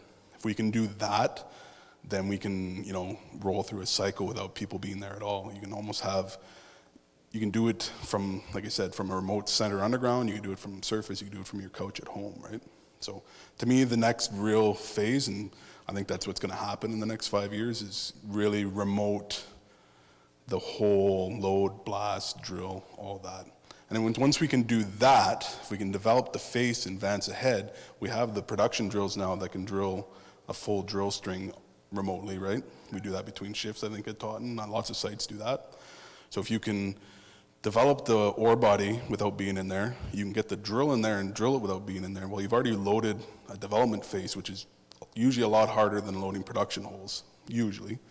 So now you can be able to go in there and load production holes and do that remotely. And then like with the web gem caps, which are already, exist, right? You can go in, load your whole ore body off, have it preloaded with Wi-Fi caps, take the first shot. You're already good at remote mucking. It's, punching license plates, as I call it. You go in, you muck out the first blast, boom, you blast the second. So I think we're going to get to the point where, people aren't going to go for the last 100, 200 feet into the ore body. And a lot of times that's where the real danger is. That's where the seismicity is. That's where all the bad ground is, typically in the ore. You get stress build up, stress shadowing, all those things going on there. So I think in the next 10 years, if we can get there, I think that's where we're going. I hope. Knock on wood. Knock on wood. No, that's great. That's a great vision. And I imagine, I'm just thinking back in the day too, and we were thinking exactly that at Inco, was having these areas of the mine where there weren't people at all, other than on the maintenance. So having your underground maintenance facilities where you are taking care of the equipment, but nowhere close to the ore body, right? To your point. So that's an impressive vision. I know a lot of companies have sort of this incremental, continuous improvement, philosophy, right? And what you're really describing sounds a little bit more step-changey, right, if you want to use that word, or transformational, right? So I'm just curious your view on that. Like that's just me in my head. That's how I see the difference. But maybe you can explain a little bit about incremental. Where does that fit in versus this transformational? How do you make those things work? And I think that's the only way to do it, is to do it by pieces, right? We didn't get to the expertise we have right now with remote mucking by remote mucking 200 feet around two corners, right? With video cameras. Like initial remote mucking was we mucked a single straight line draw point line of sight where the guy basically stood on the ground with joysticks. Now we're at the point where we're in a remote stand or a remote location. He's operating with a camera. He's doing most of the work on the camera, driving by sight on the camera into the remote mucking. So instead of having one draw point, or say 10 draw points into one stoping area, we have one draw point into multiple stoping areas, right? So I think we have to do it incrementally with one piece of the puzzle at a time. We're good at the mucking. We can do part of the ground support, part of the drill blast, so we need to pick one and work the bugs out of that. So get really good at drilling the face remotely and loading the face. We're good at blasting, we can do that, right? Remotely. Once we get good at that, then it's about doing the ground support. And then we're good at ground support and we're good at adapting it, so now it's just doing it a little bit differently than what we're used to, I think is where we gotta go. So it's gonna be one piece at a time. We've got the remote mucking down solid, and we're all experts at that compared to sitting in the seat. We can do that really well. And then I think the next step is getting that remote drilling of the face, loading and blasting the face, getting the challenges out of that. We've been working on that with some partners in the industry, and then getting really good at that. So then it's not novelty, it's not a special thing we do, it's how we do it, right? And then doing the ground support is the next step. And again, there's also lots of health and safety advantages to it too, right? Mm-hmm. There's musculoskeletal stuff, especially ground supporting with jackleg stopers. You get onto a McLean bolter, you get onto a row bolter. Now, if you don't have to handle all that stuff all day long, where the scoop mucks it out, goes in and puts down a cart with the ground support that you need to protect the equipment, right? Mm-hmm. That's just one option, or one way of looking at it. You do that, then the jumbo, does his ground support, drills off the face, and then you go in and you load it and you advance, right? And then you're not tied into that. So right now we ground support to protect the people, because we need the people in there to make those decisions at the face. So by taking that step back out of it, we can advance safer, faster, I think. It's a perfect example of remote first. Love that. Thanks, Tom. No problem. Okay. Stephanie, at your site, you've talked about some of the successes to date at Taunton.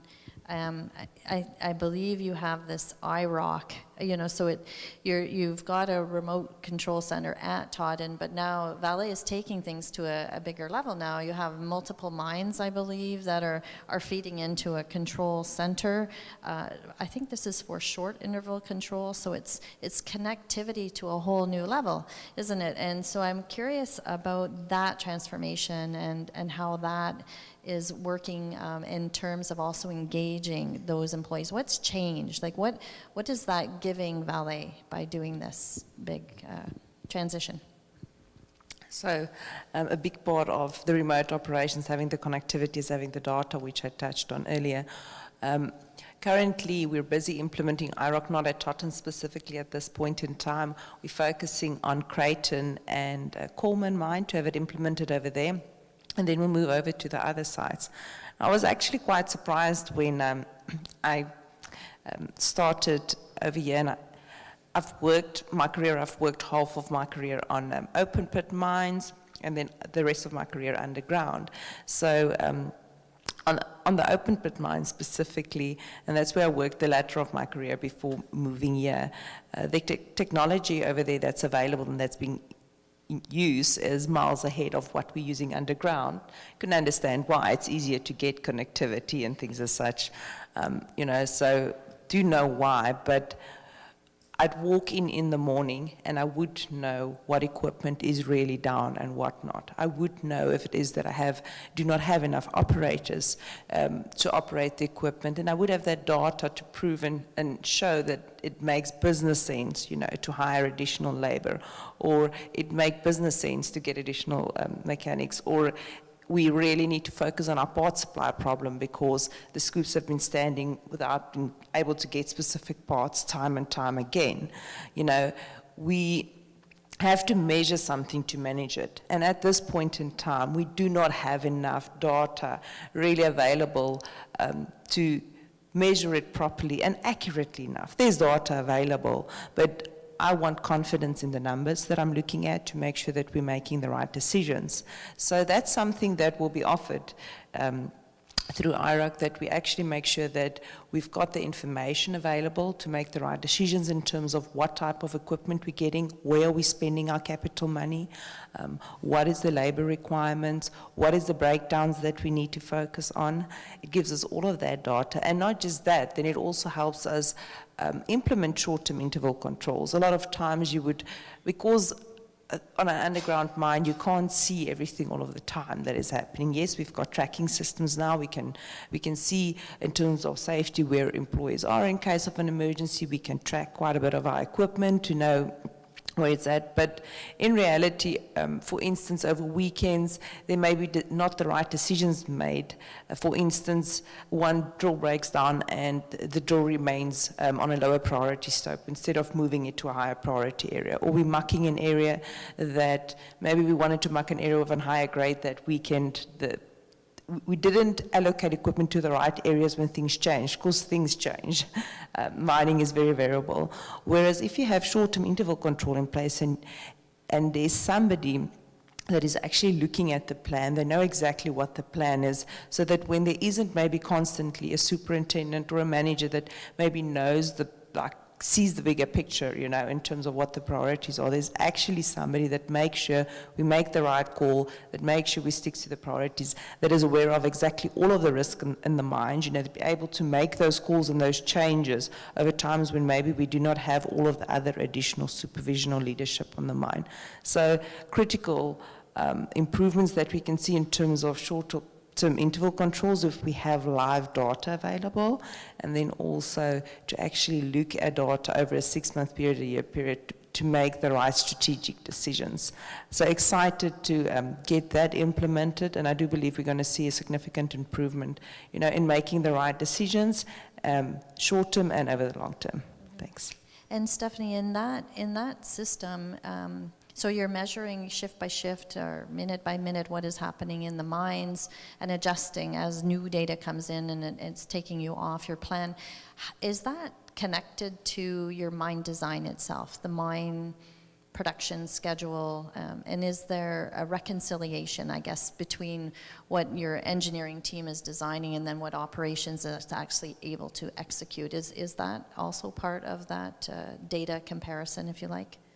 Most definitely, if we look at when we do our life of mine plans, what rates do we use, Is it accurate rates or is it estimated rates? And having that data available means we put more accurate plans on the table. It means we can actually deliver on our plans, and we can more accurately articulate what is it that we really need. So it will also gather that data to put more accurate plans on the table. But then in terms of the short-term interval controls and helping to guide in terms of maybe where we're mining in terms of priority, it is critical, for instance, in terms of development, to make sure that you're developing in the right areas and not necessarily just in the easy areas, because otherwise your ore's not going to be available on time. Now, when you have short-term interval controls, that call can be made. This jumbo broke down, we need to move it out, we're going to move one forward, lower priority heading. That is what helps with having that short-term interval control in place, so that we actually are more compliant to our schedules, that we are actually a more reliable producer. So most definitely will have an impact there. Perfect, that's great. I'm glad to hear that integration. Okay. So, Ian, over to you. So you've heard from KGHM and Vale some of this, the journey that they're on, the short interval control, the vision from Tom. Where do you see things going, Ian? What's on your radar next as priorities for Glencore? Yeah, I mean, we, obviously we're facing this decision in a very short 6 months of whether we're going to go ahead with an ultra-deep project that will have some assumed technologies in it, right? Things that aren't running today. But I think the big thing that's happening in the background, where the people that are on the market today are more interested in doing this more advanced technology and this more advanced this more advanced approach to how we run a mine. Those are there in the. That's happening in parallel, right? So we're thinking about a different way to run a mine, and there are different people out there coming in who are thinking about different ways to run a mine. Because naturally the workforce that's coming in is not that same mentality. It's not, we're not getting the people who are looking for a hard labor job that gives them a really, gives them that kind of position. We're seeing these people who are seeing how we can do things differently. So I'm hoping that we're talking about this more, and I'm hoping that we get enough out there that we'll see people coming in and starting to think about the other aspects of the job. Because at the pace that we're moving, in a couple of years' time, I think we'll have solved a lot of our problems we're talking about right now, and all of a sudden we'll be facing these oddball things like a surveyor is the most exposed person in a mine, which is so unusual thinking about the jobs in mining right now. So, but I think that's inevitable. I don't think we have a choice. I think that's the way that the industry is going. So that's the way we're kind of thinking about it, and hopefully, when we're thinking about our projects, either our deepening or the things that are coming down the pipeline in 5 years, we're trying to stretch ourselves as much as we can to think of those other pieces of the puzzle and get things moving now, because development of things takes time, and just like we didn't think when we designed our current mine that we'd have to have automation zones in it. I'd like to be able to know what those things are that we're going to run into in a few years from now, and hopefully we've stretched ourselves as hard as we can now. Yeah. So I really do see a really futuristic operation. I really see something where Spot walks around and people aren't too surprised to see him. And so this technology in front of us does it have a role? It does, yeah. So, we're specifically looking at it because geotechnical inspection and detection of specifically, ground deformation is a big deal. We have different ground in Sudbury. We see slow deforming ground. We don't see face bursting and things like that, strain bursting typically. And right now, a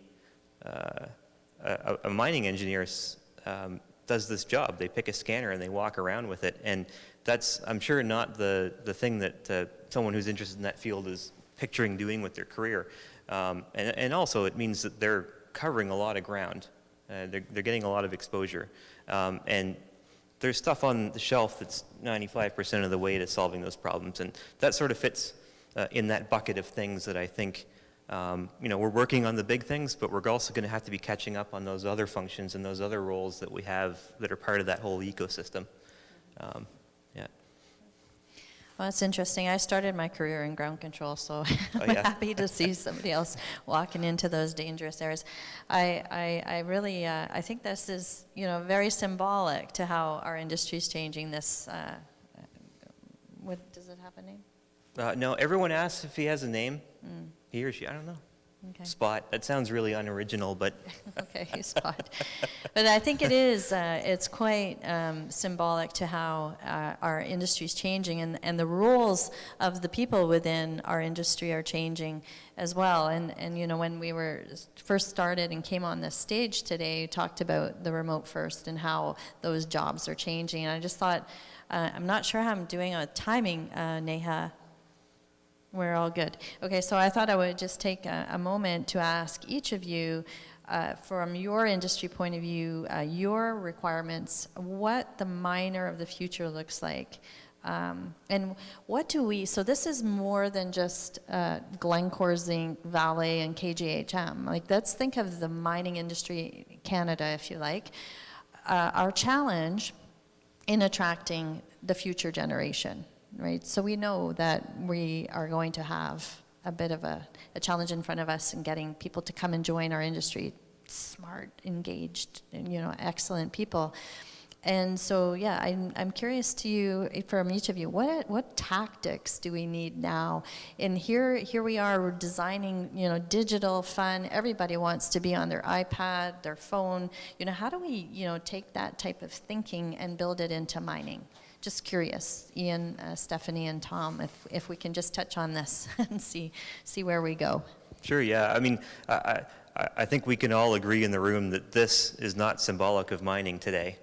And I was saying this the other day, I was saying this to someone last night, that I think, we all know, many of us as kids, dreamed of being in space, right? Doing space exploration and going to the moon or other planets and doing that kind of thing. And it inspires lots of people to get into that industry. And for that reason too, there's a very strong and advanced space exploration industry in Canada making this kind of technology. And mining just doesn't have that.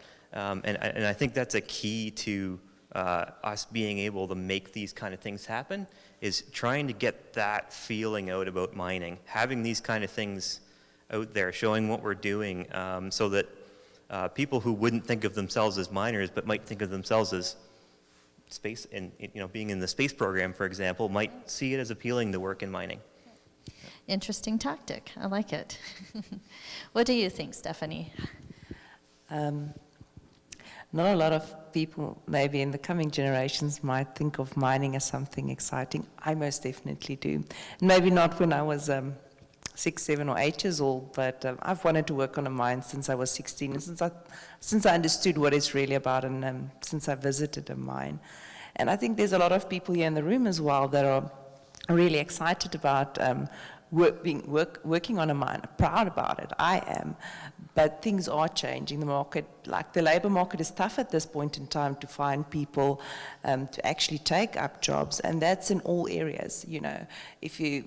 Doesn't matter in what area of mining you're hiring, the market is quite hot out there. So it is important that we make sure that we actually expand that pool of people that we're looking towards to hiring onto a mine. And what do we need to do that? We know that people want to be connected, so we need to offer that connectivity. We know that people want to feel that they're working somewhere that is connected with the times, that is up to date, so we need to implement that technology. And people also, I think, first and foremost, want to work somewhere where they feel it is a sustainable business to work in. And sustainability means that we are a safe place to work, that we're a healthy place to work, that we are a place that can extend our life of mine, that there's security. And going remotely can actually offer quite a bit of that, because it means we can extend our life of mine. At Totten specifically, there's opportunity to really extend our life of mine with quite a bit of years going into the deep, but we are going to have to use some technology for that. We are going to have to manage some part of our ventilation system remotely.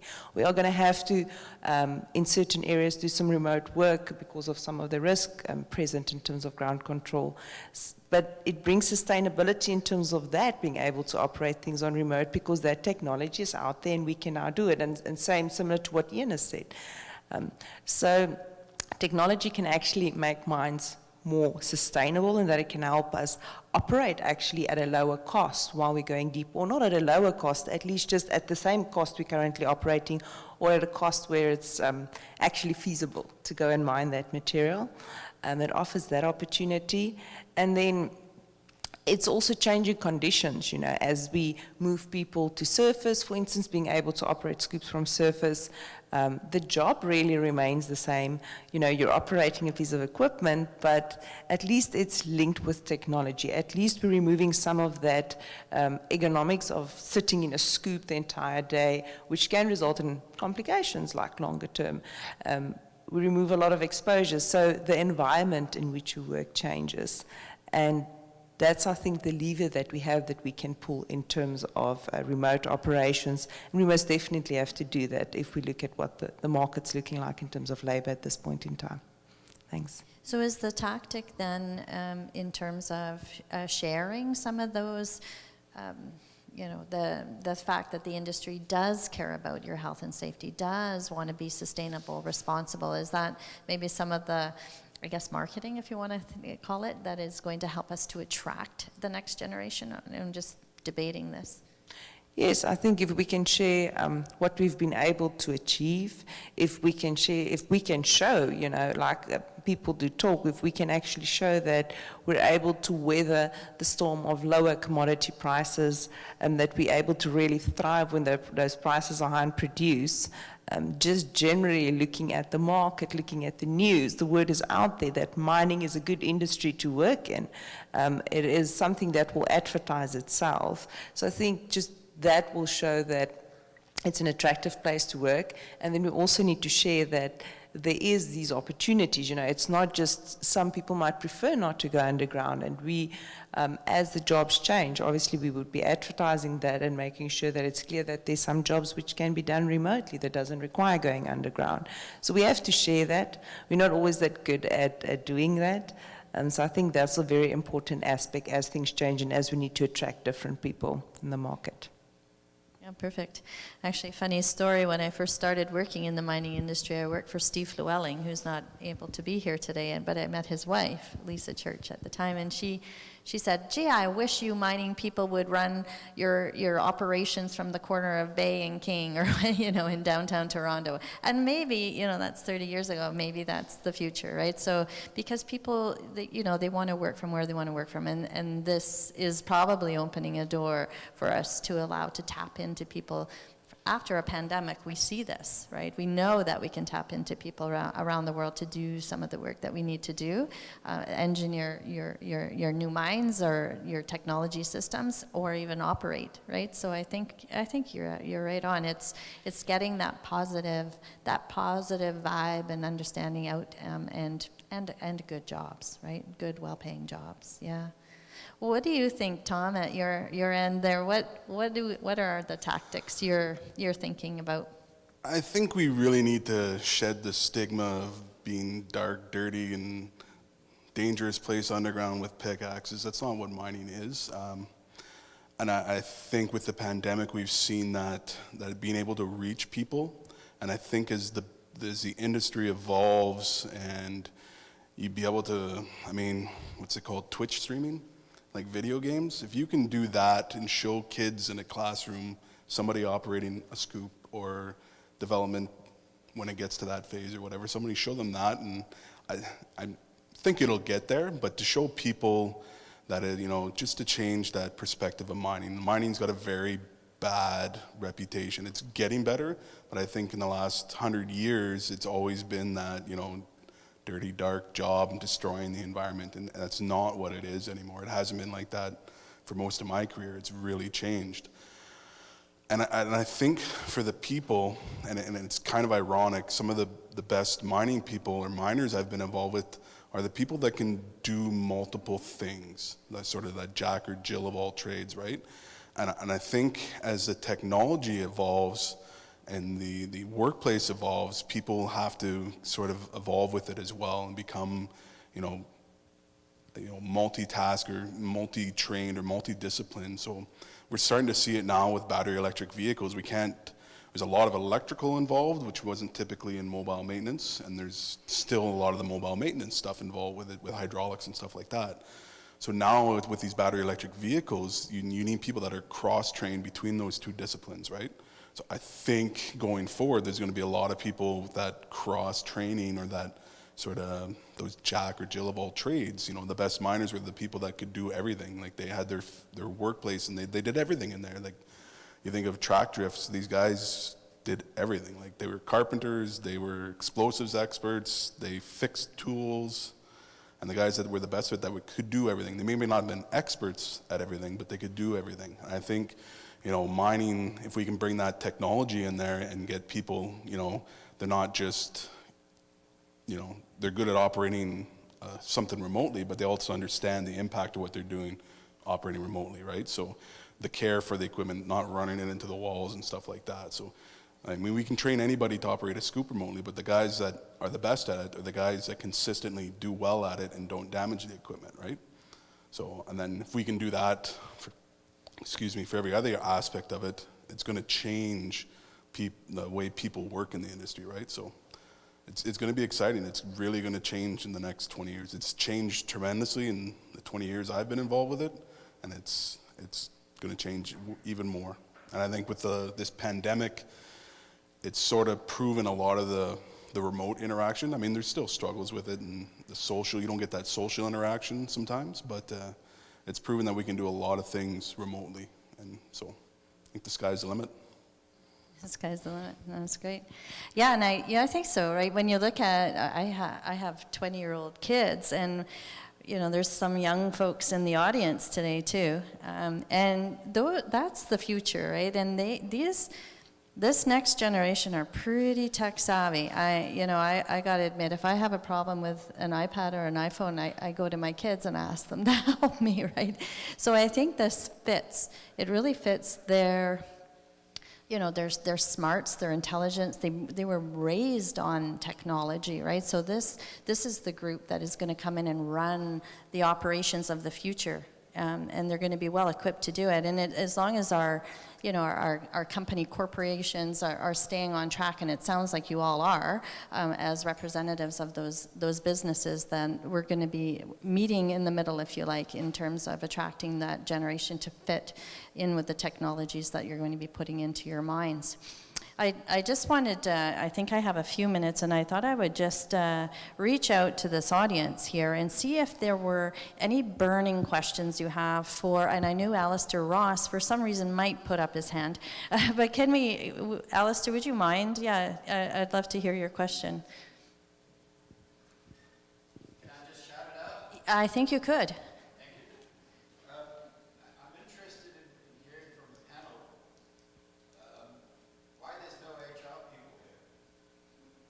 Okay. It's interesting that we're talking about bringing all this stuff in to help people and all that. Every time I've tried to do this stuff, the change management piece, HR is always absent, and they always find a way to block us with these wonderful rules around things and so on. And I'm wondering if we ignore them on purpose, we ignore them because they know they're going to block us, or I don't know, make up lots of stories. But there's this other piece too about people that HR may not help us, and I'd also like to address there, which is, why are our measuring systems at odds with each other? Why would I have a bonus system for my underground workers that actually benefits them when they don't do something, or they do something that doesn't benefit the planet, and then they don't get benefit when they do something? So I think we're mixing up things. I think HR could potentially help us a lot. But you just seem absent. Great question.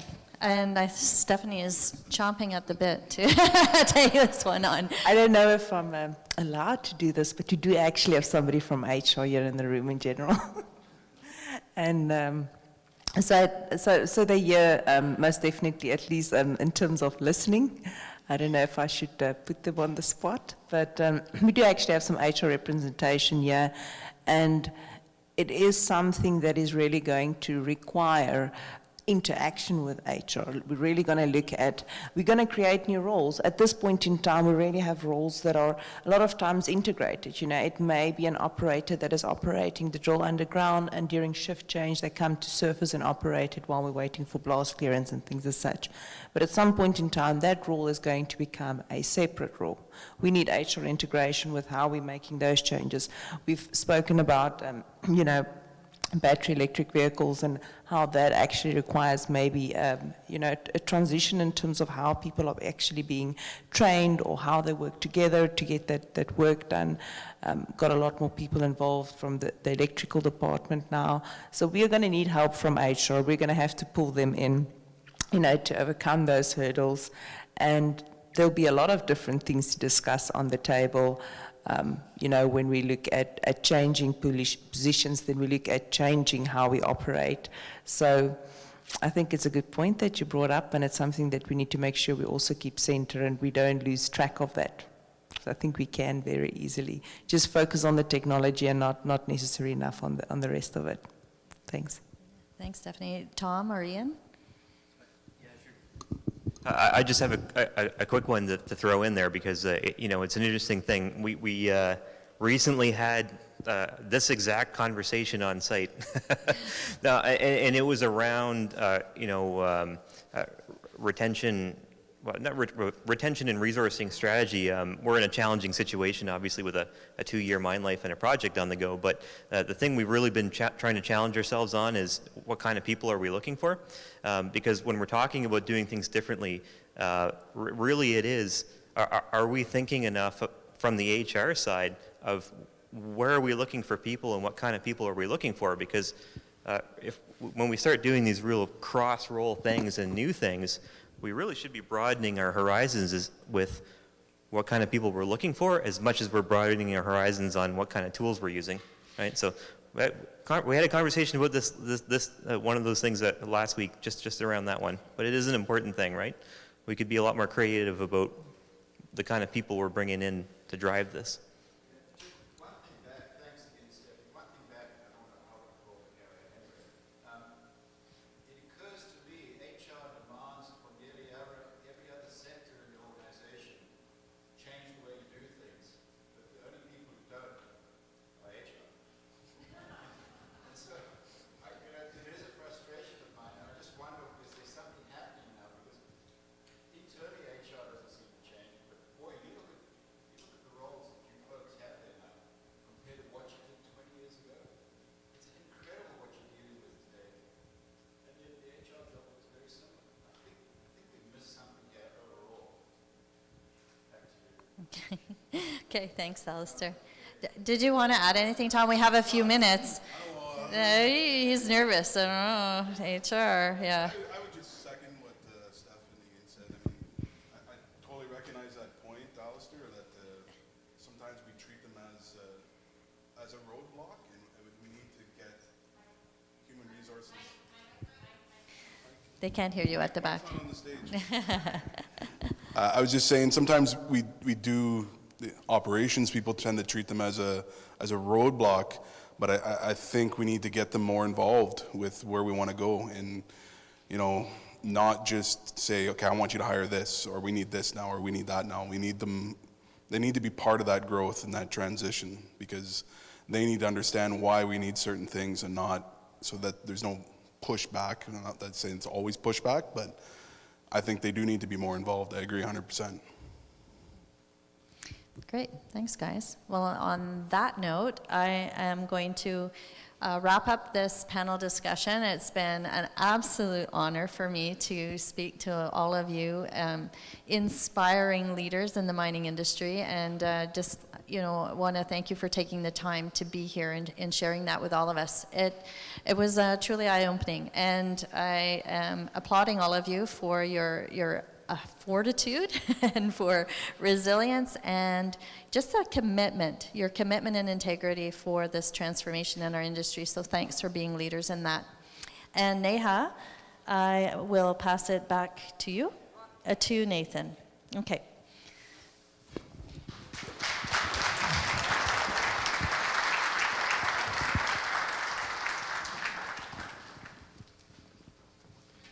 Ian, do you take him or her to the schools, the local schools?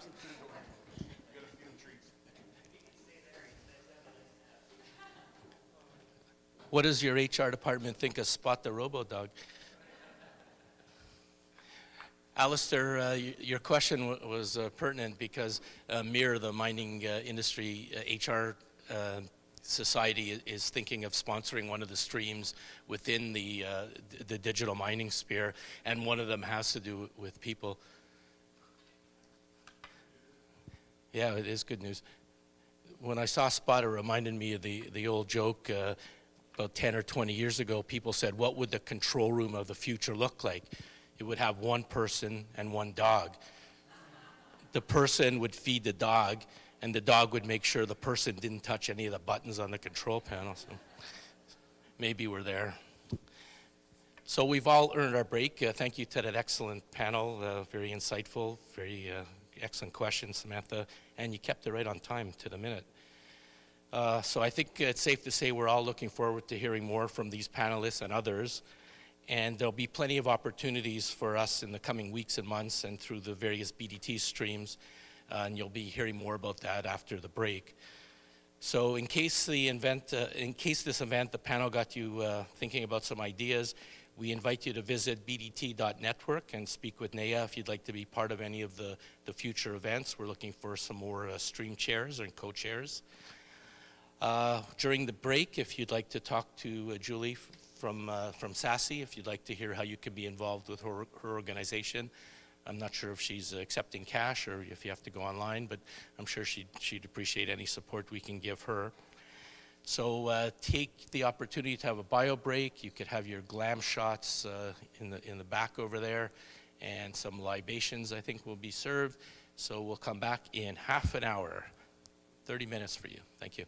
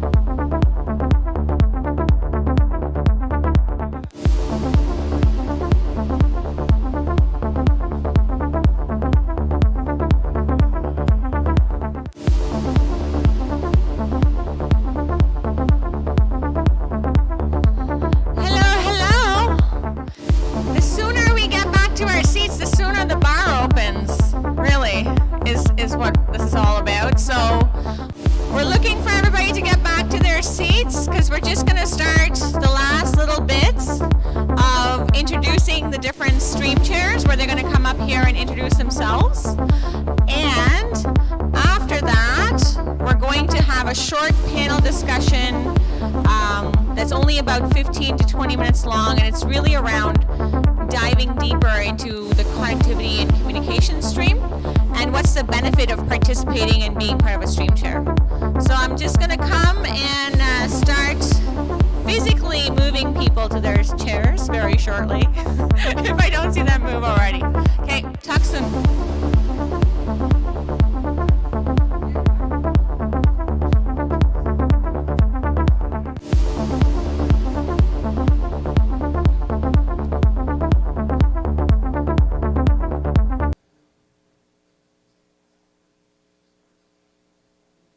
I see you, Carl and Neil.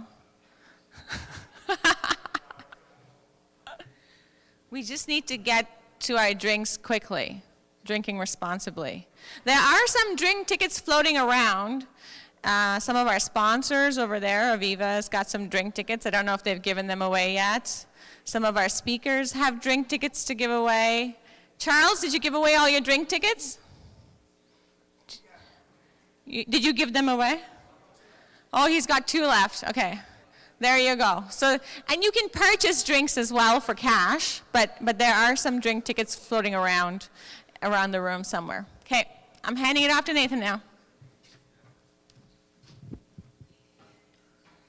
Naya, I didn't get any drink tickets. I didn't get a drink ticket. Well, that's because you paid for your drinks. Ah. Okay, welcome back, everyone. I took my glam shot. Did everyone get their shot in the back there? Hey, I'm counting on all you to keep Sexy back in mining.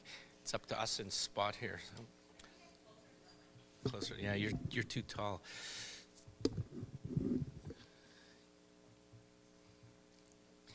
So before we go on, I'd like to thank our patron sponsor, Redpath, as well as our gold sponsor, Aviva, and silver sponsor Glencore for making all this possible.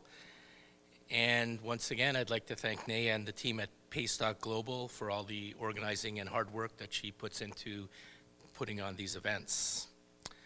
Ultimately, Beyond Digital Transformation 2022 focuses on several questions. Do we have robust technology? Do we have the leadership and culture aligned to make it work? Which goes to Alistair's question before. And can our people manage the change required? Do we have a well-defined work process that has a limited amount of variability? There'll always be variability in our processes, but can we handle the variability or make it as small as possible? And this is an interesting question. Is the juice worth the effort? And that's a big part of the themes coming up throughout the year. There have already been a couple of virtual events organized through BDT, and you can get them on bdt.network on the website if you're interested in seeing some of the ones that have proceeded today, as well as a presentation by the conference chair, Steve Flewelling. Today's conference kicks off an exploration of risks, rewards, opportunities, and possibilities with forward-thinking mining companies who are willing to explore the possibilities and remote first and design their mines with the least number of people at the mine site. To make this possible requires a completely different way of thinking. Safe to say the pandemic has highlighted the need for this, and as Stephen made clear in his presentations, this does not mean a crewless mine. It means leveraging your people and all of their knowledge and expertise and attracting the right people for the work that will need to be done, and preparing to have people work differently in mining than they have done before, and probably most importantly, keeping people out of harm's way and answering the 4 questions that I posed before. That's why, for the first time ever, BDT is looking to hear not just from mining companies, but also from mining industry suppliers and service providers on how their unique solutions could help lay the path forward on any of the following enablers. These are the streams that we've been talking about, and all of them are important to the mining industry on a global scale. So we're going to talk to a few of the stream chairs and see if you'd like to get involved in any of these. and we'll give them a few minutes to describe their particular stream and why it's important. And as if you listen in, formulate any questions you have, and then during our networking sessions, we feel free to reach out to any of them. So to begin with, I'd like to bring Martin Provencher from Aviva to the stage, and he's chair of the Connectivity and Communication Stream. Martin.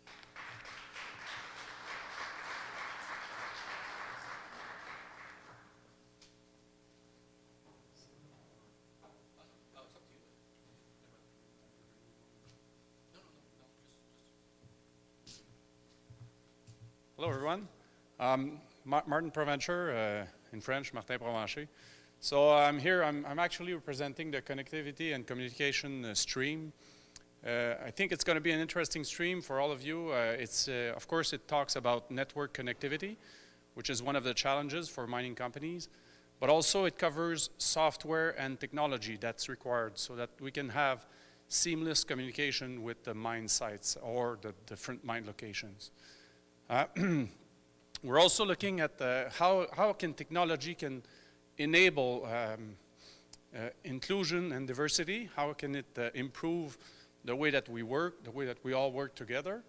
We'll also look at how is it that we can access real-time data, real-time operations data, and how is it that we can enable remote operations. That's about it, so thanks a lot.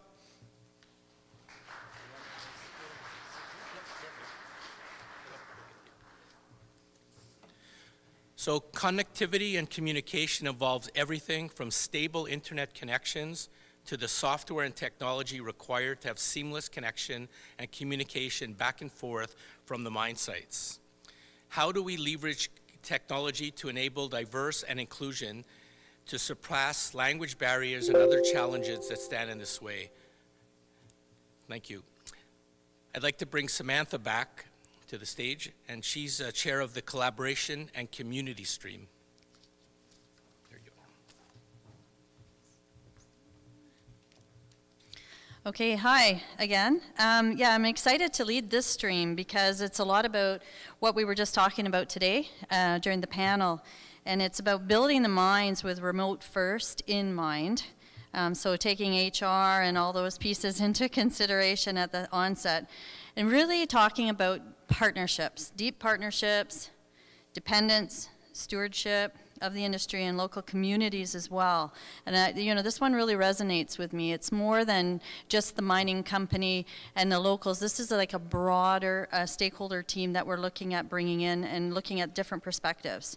So how do we develop capabilities to create thriving populations within remote communities? How do we do that? And how do you foster trusted partnerships? This is what we'll be exploring through this stream. I'm currently on my own, and so this is just an ask. If anybody's interested in participating on this stream with me, please reach out, because I think it's going to be absolutely critical and very interesting as an enabler for digital transformation. Thanks.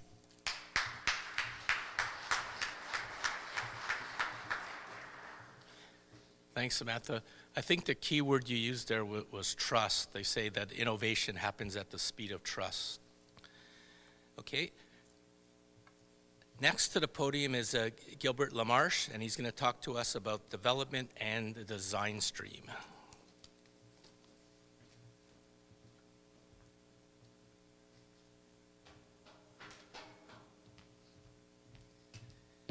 Thanks.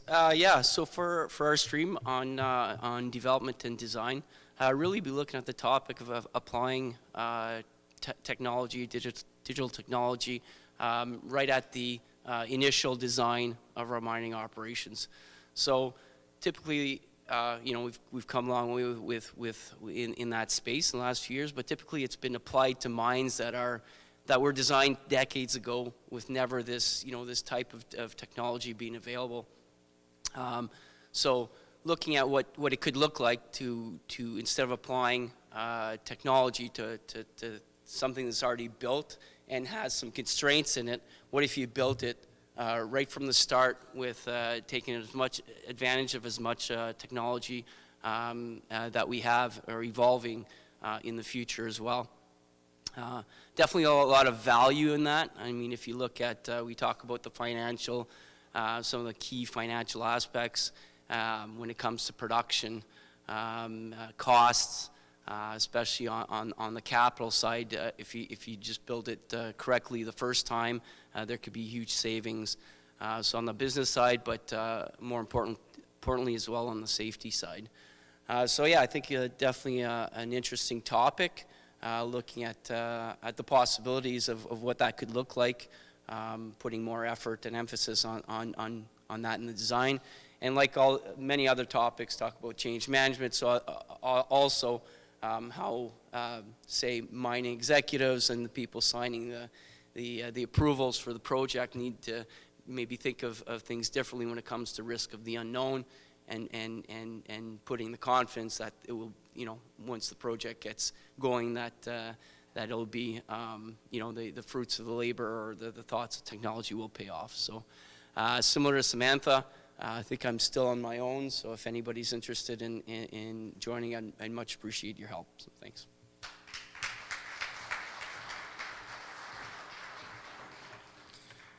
So what are the special considerations to developing mine sites that will operate with as few humans, or I guess robo-dogs, as possible? What has already been done, and what can be learned from them? What are the opportunities presented by this possibility? Thanks, Gilbert. So next we have Stephen, is it Gravel or Gravel? Okay. I think you should go with the mining theme, gravel, but okay. From the Center for Smart Mining, Cambrian College, a perfect person to talk about methods and machinery.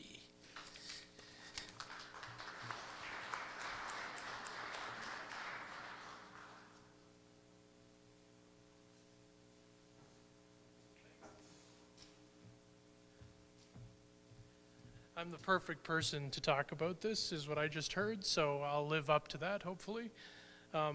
If this is here, where's the one at Dynamic Earth? Or are there so many of them now they're taking over? Is this the one from Dynamic Earth? I'll be doing some jokes later, I guess. So leading the methods and machinery stream.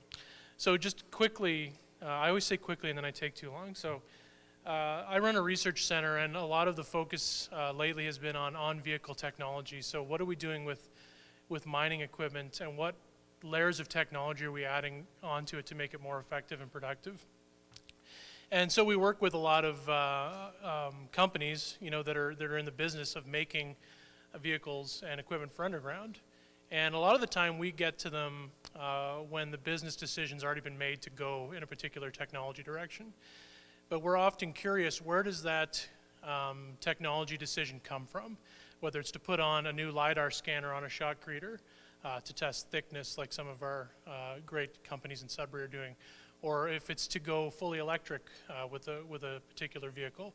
Where does that decision come from? So what we want to do in this theme is actually link those decisions to company needs, because that's often the response we get. The company needs it, the end user needs this, and often that's a predictive or declarative statement that doesn't apply for every client they work with. So what we really want to do with the partners we hope to have on this stream is tell the story of how something goes from an idea or a company need to actually happening on the shop floor at a vehicle or equipment manufacturer. So that's what we hope to do.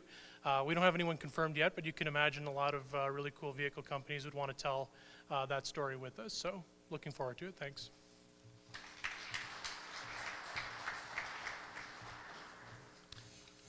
We were right. You are the perfect person. Next, we were supposed to have Heather Edney. She's the managing director of the Global Mining Guidelines, the GMG group, and chair of the Power and Possibility stream, but she's dialing in remotely, and we're having trouble connecting, so Naya said she'd stand in for her. And I'm only standing in to read verbatim her email that she sent me at 3:31 p.m. today. So the key points that Heather would make about this stream is that we need to take a holistic approach to rethinking how we operate to meet the critical goals such as decarbonization, safety, social value. We have held nearly 50 workshops, roundtables, and focus groups in the last 3 months. And when she says we, it's Global Mining Guidelines Group is who she's referring to.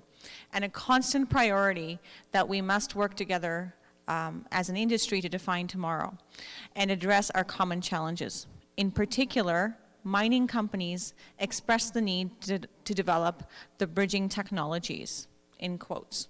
How will we meet our goals of 2030, let alone net zero by 2050? That's a very good question. We will have to harness alternative power sources, use the data across our sites to de-risk the control energy consumption, and share R&D experiences and expertise to develop tomorrow's mining equipment and processes. As an industry, we need to leverage developments and innovation from beyond mining to fast-track the development of our own operations. And she ends it with, "I'm sorry, I can't dial in," exclamation mark, Heather. So Heather is also by herself right now on the Power and Possibilities stream, and she's looking for a vendor sponsor and a mining company that cares about this particular topic, or a mining company representative that has a deep interest in this particular topic. Thank you very much.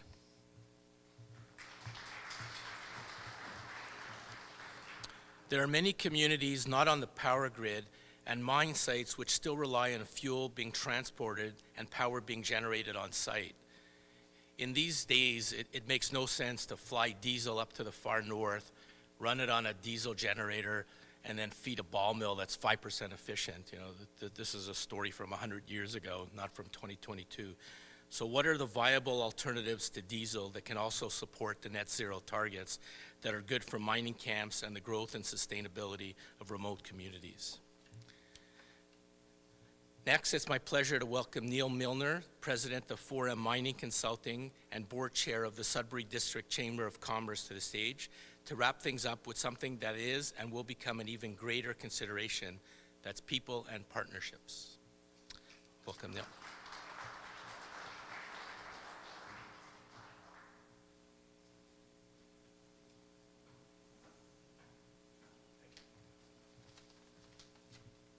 Hi, everybody. I hope you can hear me all right. I tend to talk quietly, so Tom, throw something at me if my voice trails off. So people and partnerships. So through my work with the Chamber over the last year, one of the number one questions that has come out is actually people and workforce. It's not so much about the pandemic. People want to know how businesses are going to be successful, specifically mining businesses, without the people to help them grow their businesses. So Sam asked earlier what the miner of the future looks like. Well, the miner in the 1930s was at least 5'10" tall, male, over 150 pounds, and between the ages of 20 and 50 years old. So that's changed over the course of the last till now. We see lots more female representation and representation from marginalized communities. But as the mining industry was in the 30s, we're in control of the barriers that are put in front of the underrepresented communities in mining. So as an example of that, I'm going to try something. So can anyone who worked as a student in a mining company, at a mining company, stand up for me? I know there's got to be a few of you. Okay, great. So some of you worked in the engineering office and some of you worked underground, right? Okay, so if you felt that your first year course prepared you for either doing driving layouts or ventilation monitoring or driving a scoop, and as it was in my case, if you were prepared for that, you can go ahead and sit down. Okay, right? So my point is, you were probably attracted to mining because of that first job. That experiential learning is so important to people. And one of the barriers to getting people in the industry is the burden of education that comes before you get that first taste of mining. So that being said, you're all here, you're all still in mining. Now my question to you is, how many of you guys used advanced trig or calculus in the last year in your jobs? If you haven't used it in the last year, please sit down. Yeah, I would sit too, because I probably haven't used it in 10 years. So my point is, these are barriers that we put in front of people to enter the mining industry. And now, when we talk about, at the beginning, we had acknowledgement, a land acknowledgement that happens in all of these meetings. Now, when you consider the barriers that are put in front of the people who were here before us, you know, that could be things such as a grade 12 education in math skills or written language skills that they'll never have, or they'll never get unless we help them get them. And one of the ways that we can help get them is, you know, by removing the barriers at the front and giving them some experiences that will draw them into the industry, and collectively we can grow our industry through that shared experience. And so my point is, that's one way that we can remove barriers. There are so many other ways, and I'm looking forward to discussing them with you as the chair of the People and Partnerships. And if what I said interests you, I as well need a co-chair, so please come see me, because I think it's an exciting topic and a timely topic, and we need to get in front of it. Because if we don't, you know, our industry will not be able to meet the needs of the world's growing EV economy in terms of metal supply, and they'll find substitutions, and we'll have to find something else to keep ourselves occupied when our industry is replaced because we can't respond to supply. So anyway, thank you, and I look forward to somebody joining me as co-chair.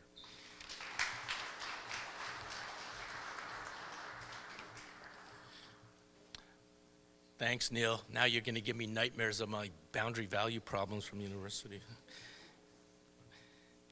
Okay, so the questions raised: where do we access qualified workforce from especially remote communities? How can we remove barriers from underrepresented populations? And who's willing to work where? And what are the legal considerations of remote first model of working globally?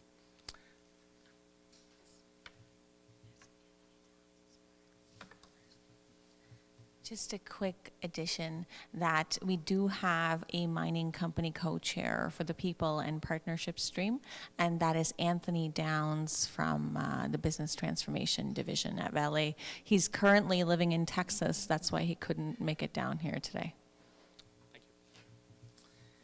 Okay, so with that, we've provided you with a look into the kinds of questions we need to ask in order to predict the industry's future needs and the challenges we may need to address in order to get there.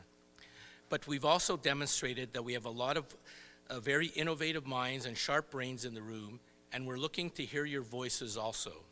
So again, if you're interested in providing your input around any of these questions, we'd like to hear from you, and you can discuss that with any of the chair leads or with NEA or going to bdt.network. So before I close off with the last panel, we have a video from Aviva, one of our sponsors. Go. Is here, and for the mining industry, it is no different. Today's volatile commodity prices, evolving environmental regulations, and declining investment ability mean miners must shift their focus towards operational efficiency to stay ahead of the curve. Safety, social license to operate, and sustainable practices remain at the forefront of all operations. Employee safety and well-being must come first, as well as that of local communities and stakeholders, and the well-being of the very earth in which we dig. So how can a mine be sustainable, keep its workers safe, and maintain the respect and care for all stakeholders? The answer lies in digital transformation, applying digital tools and principles that enable mining companies to make the most of their efforts, to process information and make the best business decisions possible for everyone. Many organizations are attempting to analyze, manage and unify their data, processes and supply chains. The challenge many mining, metals and minerals companies now face is understanding how to bring these principles together in a systematic, comprehensive and intelligent way that will truly transform their operations. As with other industries, it's essential to operate with the highest levels of efficiency, corporate social responsibility and regulatory compliance. When applied successfully, a digital transformation strategy can accelerate your mining operations, enhance your productivity, reduce your costs, and help you surpass your competition. Increase workforce efficiency by 20% and improve data accuracy by 10 to 20%. But what does it take to implement a successful digital strategy? And where do you focus your efforts to get the greatest returns? First, start with enhancing edge-to-enterprise visibility and control. Then look at how you can optimize your value chain and to understanding the health of your assets. Leading companies have achieved 10% increased production by improving overall equipment effectiveness, 15% reduced cost in maintenance, and 80% reduced safety incidents. Aviva is helping leading companies to drive efficiencies throughout the mining lifecycle. Let us lead you on your digital mining transformation to shape your digital, sustainable future.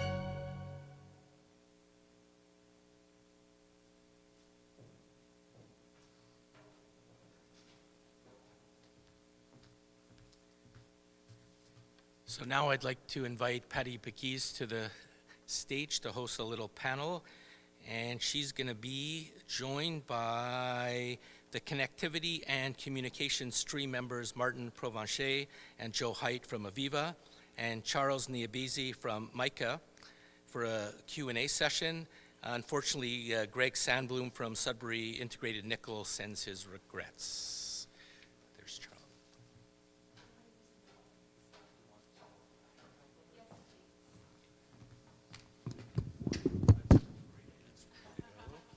Thanks. I don't see it. Do you guys have a mic? Is there another mic? I know, unlike Neil, I am very loud, so I was considering giving up my mic.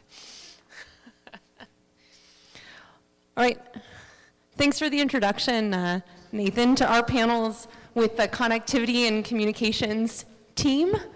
And it should be a pretty fun panel, I think. We're really going to dive into meaningful collaboration, and the panel, which I think I'm sitting in for Greg from Glencore. So I'm Patty Pequise, I work at Vale, and I'm representing a mining company partner. And we're here with Charles, an industry partner influencer from MICA, and Martin and Joe from Aviva. Now, with the first question that I'm going to get into, I would like you to introduce yourselves a little bit more so the audience can get to know you. And my first question, after your introduction, can you tell me what you see as the value in having a mining company, an industry partner, a technology integrator, such as Aviva, to participate as a team and have collaboration sessions with other mine operators so that we can dive deep into particular topics of connectivity and communications. So Martin, can we start with you? Thank you. So Martin Provencher, actually my role is industry principal, so I work globally with mining companies all around the world. I was traveling a lot. My background, I've been production director, so I've been in charge of operations and maintenance in the past. I'm now also vice chair of the Maintenance Engineering and Reliability Society of the Canadian Institute of Mining.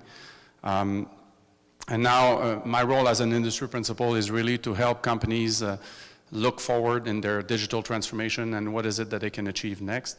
And in order to answer the question in a nutshell, what I think is important is that there's nobody, I mean, magic doesn't exist, so there's nobody that does it all, you know.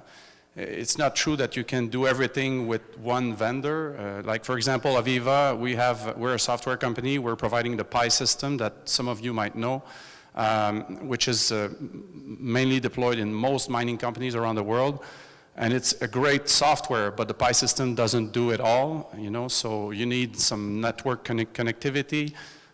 So you need to work with other partners, and also we don't do mining, so we need to work with mining companies. So by working all of us together, that allows us to find the best solutions so that companies, mining companies, I mean, that's what we're looking at. The end result is that mining companies can work more efficiently, can do more work more safely, and of course increase productivity and reduce costs. So that's really the way I see it, and that's what I do whenever I work with those mining companies. When I do travel, I mean, it's really to work with mining companies trying to find out solutions, and in some cases with other partners that they are bringing in. So.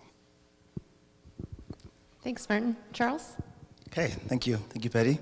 Hello, everybody. My name is Charles Nyabeze, and I'm the Vice President, Business Development and Commercialization with the Center for Excellence in Mining Innovation.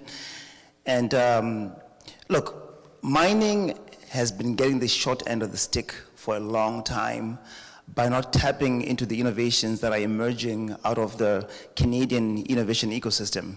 Canada, if you go from West Coast to the East Coast, there's so many institutions that are producing so much innovation that mining hasn't become aware of. For example, if you go into agriculture, forestry, fintech, aerospace, space resources, there's so many innovations that are coming out of those sectors, and there's so much communication and connectivity related innovations that are coming out of the sectors that mining needs to become aware of. So in my role at SEMI, and also in my role with the Mining Innovation Commercialization Accelerator, we are tapping into Canada's innovation ecosystem so that we can bring all those values that are coming from those other sectors into the mining industry so that we can accelerate the disruption of the mining industry. The mining industry of the future is going to be influenced highly by those innovations that are already existing in other sectors of the economy. And I think that's why it's important for mining companies to have people like myself talking to them, because I'm able to bring those other dimensions and perspectives from all those other industries into the mining industry to make it a more effective industry than it is today. Thanks, Charles. My name is Joe Height. I'm an account manager with Aviva. I'm based in Toronto and responsible for several verticals here in Ontario, but mining is one that's the one that I enjoy the most. So what is a sales guy doing in this group? You know, I don't always have something to sell to you, but what I can do is I can mobilize some of the resources within a company like Aviva to bring people like Martin to the stage, some other people who have deep industry knowledge, deep product knowledge, who are forward thinking about what's going on in our product roadmap, and are making informed decisions about what Aviva should invest in its product future. So where does that information come from about what we should invest in our product future? It comes from speaking with people like you, right? We need to be responsive to our market. We need to listen to people like you. And this organization gives us a tremendous forum to do that. And I've been very impressed with everything that I've seen that Nia's put together to help us engage with this audience. So it's great to be a member of this community. Thanks. Thanks, Joe. And I think I'll tackle this question as well as someone is working for a mining operator. So my background, I have 18 years at Vale. I worked at some other companies as a student, but really my entire full-time career has been with Vale. And when I think about what the importance of a collaboration like this could bring, it's that I only know what I've experienced and what I've experienced at Vale. And I go to events like this and try to learn, but I'm aware how much I don't know, or I don't even know how much I don't know, likely. But Charles, you know, when you said you can bring different dimensions and perspectives, you know, you're out there, it's your job to have your finger on the pulse of these things. You know, when I'm working on operation, it's my job to help economically and safely extract ore, and that's where my focus is. So collaborations like this, I can talk to people with the latest tech, who want to understand what we need to mine more safely, more productively, how to understand that data. You know, and Charles, for you to influence, have you heard about this? Or have, you know, you've got your finger on the pulse, as I said. So for a mine operator, that's what I'm looking forward to through these collaborative sessions. So now, looking to the audience to make this a little more interactive, this stream is all about connectivity and communications. You know, and I'm really looking to the group here. What topics would you like this stream to tackle? You know, is it better access to real-time data? Is it, who needs help with software communications? So if I could toss it out to the audience, if anyone has something that they've got industry reps here to answer, or another mining company. I know everybody has communications and software issues. Maybe Martin can spice it up. Yeah, maybe I can start it up and try to heat the room here. One question I would have, I mean, and that I see and I hear it very often. I mean, like I said, I've been traveling all around the world, working with mining companies all around. And one of the main topic that comes every time, especially for underground mining activities, is, well, I mean, it's hard for us. We don't have access to our data. We can't have real-time access to our data because we don't have communication. We don't have network availability underground. I would say this was true a couple of years ago, but now we see more and more companies that are leveraging those new networks. I mean, it is available. I don't know how many of you know that Kirkland Lake Gold actually implemented the first 5G network here in Canada. I've worked also with Boliden in Sweden. They've implemented a 5G network underground. So the technology is there. There's a lot of mining companies that have implemented mesh networking technology, LTE networks. I mean, depending on what type of mining activities you have. So I would say, how many of you are still thinking that this is still the #1 challenge? And again, trying to heat up the room here, or maybe I can ask, how many of you do not have network connectivity at your mine site? Everybody has mining network connectivity? Well, that's awesome. Sorry. I didn't get it. Did you? I think Neha's saying because we're in Sudbury. That's awesome. So then I would assume that everybody is able to have access to all their data. I mean, having access to the data, which means that you have access to your equipment's data at the mine site or underground. I mean, the equipment status, RPM, I don't know, pressure, any kind of information. So I would assume that you all have access to that data. Yes, Chris?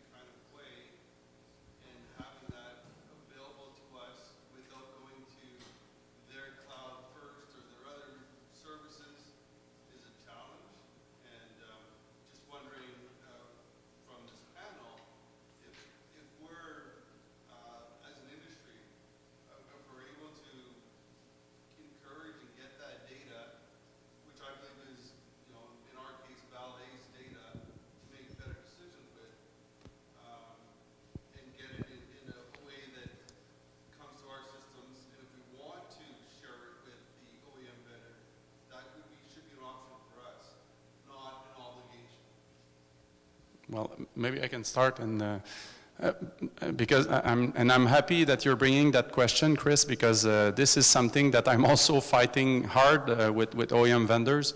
And when I say fighting, maybe I can just share one of the stories that I had in the past, and I've talked with a couple of you already. But I mean, when I was production director, I had a hard decision to take at one point. I mean, we were not delivering the tonnage that was expected. We had a shutdown, a planned shutdown, and we had to remove, and part of the shutdown was to remove bearings. I mean, you all know bearings. And I had to take the decision that we're not doing the shutdown because I am missing too much tonnage. So I've decided to put a mechanical guy, an electrical guy with all the spare parts at the site, and we will operate 24/7 with those people on site. Of course, people were changing. And then the next shutdown was in 3 weeks, and it actually happened that we never had any issue. So I started asking my superintendent for maintenance, I mean, what's the problem? We have an issue with the maintenance plan here. It means that the maintenance plan, the schedule is not good. And of course we were on a calendar-based maintenance approach, and his reaction was like, well, we're using the manufacturer's recommendation as our calendar or our maintenance plan. So I said, okay, well, bring in the manufacturer, and in this case it was SKF bearings. So, and I asked SKF, okay, I have an issue because I need intelligent bearings, and that was 20 years ago. I was asking for intelligent bearings. I mean, I need intelligent bearings that will tell me when is it that they should be replaced, because I don't want to replace it based on a calendar because it's not good. And I have to stop my operations, which I don't want to. So the good news, and coming back to your question, Chris, is the good news is that some OEM vendors are starting to think and realize that companies need that data. So last November, I was in Sweden. I was working with SKF bearings, actually, and they are actually in the process of providing that data, that bearings vibration data, to customers into their own PI system. So this is going, I don't know if I was allowed to announce it publicly, but hopefully, yes. But this is going to be, yeah, maybe I should have waited, but this is going to be a big game changer. I can say, and I won't say other company names because I don't want to put myself in trouble, but I am also working with other OEM vendors for the exact same thing, so this is coming. The one that I can share for sure is Caterpillar. They now provide a module that allows you to bring data from your trucks, mobile equipment, underground, open pit, no matter, and whatever brand, and that module connects to the VIMS controller, so to the computer in the truck, and sends the data into the PI system so that you get all the data, the payload data, I mean the pressure, the movements of the suspension, everything, the travel of the suspension, everything. So things are starting to change. CAT has gone into that direction. 3 years ago, we did a workshop with Caterpillar, and now they have a great offering. And I would say most vendors will take that direction eventually. And what I do say to those mining companies that I have the discussion with is, I mean, start considering it into your procurement process. If you already have that platform that you're collecting the data, if you already have your PI system in place, I mean, you have everything so that you can collect the data. Now, you can ask your vendors, and it can be part of your procurement process to not just get the equipment, but get the digital representation of the equipment and get the data out of that equipment. And this is a buy or no buy issue. So that will have an impact on those vendors. So. Thanks. Okay, thank you for that. Thank you for the question. You know, last year I was part of the selection committee for projects that were submitted into one of the digital superclusters, the digital supercluster. So basically this is a government program, $150 million or so, and people were submitting applications to get funding. Some of the applications that came into the digital supercluster were from the forestry sector, and some of them were coming from the healthcare sector. And what I found interesting is that this whole issue of interoperability and access to data from different machine types was very, very persistent and present in the forestry sector, and also in agriculture, and also in healthcare. Like in healthcare, for example, the different X-ray machines that are out there weren't talking the same language as the other X-ray machines out there. And so there was this issue of what is the bridging technology that can be brought forward to make this work. Now let's bring it over to mining. So in mining, you've got the GMG group, which is very busy at looking at the standards and guidelines and really addressing the whole issue of interoperability to make sure that machine-to-machine conversations can happen with that bridging layer. Bring it back to Sudbury, Ontario. You know, you've got a company here, Symboticware, which is doing a great job at deciphering that information that's coming from various equipment types and trying to bring it into a communications platform that can enable the understanding of that information by different users, end users of that information. So I think it's starting to happen. I think a long time ago, maybe say a long time ago, 2-3 years ago, it's a long time ago, there was a lot more of that silo where the information was maybe more resident in other companies, but I think it's starting to open up. And I think big OEMs are starting to realize that it's their own advantage to have the supports from those smaller vendors to support their machines and their equipment moving forward. Thanks, Charles. Yeah, I don't have too much more to add to that, but thanks for the question, Chris. It just seems a couple of things struck me with your question. One is, you know, the implication of, you know, who is the custodian of the data? You know, you guys, it's your operational data, right? You should have access to it when you want it. And the other implication is, you know, as we look forward to innovations with AI and machine language, you need access to that. You shouldn't have to bargain for the access to your data to fulfill the vision that you've got for AI and ML. So I can't really comment more on the question, but you know, those are two clear implications that people need to think about on this topic. Thanks, Joe. As a follow-up question, and really I'm recognizing that this panel is really what's holding everyone back from potentially using their drink ticket. So as a last question, and maybe we'll start with Joe, and I'll copy Samantha's logistics technique here, and we'll move the microphone back. Just one at a time. What's the topic that you're personally looking most forward to discovering and diving deeper into as part of the connectivity and communication stream? The topic that I'm really interested most in, well, I guess there's two sides to it. Because I work for Aviva, I'm aware of some of the success stories that we've got, but there are, in this theme, but there are a lot of requirements out there that customers are thinking about or probably struggling with that as a supplier of a solution we need to hear about. So it's very much a two-way dialogue, and that's why I'm very happy to be part of this panel and supporting it. All right. Yeah, I guess for me, just because I have exposure to other sectors of the economy, I recognize that in mining, we really don't have the skills that are going to be necessary to enable us to properly support any connectivity and communications infrastructure that we put into the mining as a whole. So if you can imagine, look, if all the mines in Canada were all digitally enabled, we simply don't have the human resources to enable us to support that level of massive integration. So I'm really interested in learning more about how we as a nation and, you know, as an industry can be better prepared to make sure that we've got the skill sets necessary to enable support of those connectivity and communications infrastructures as we put them into place. Yeah, and for me, I think I mean, as I said, I do work, I see lots of different types of mining activities and different levels of digital maturity, if I may say.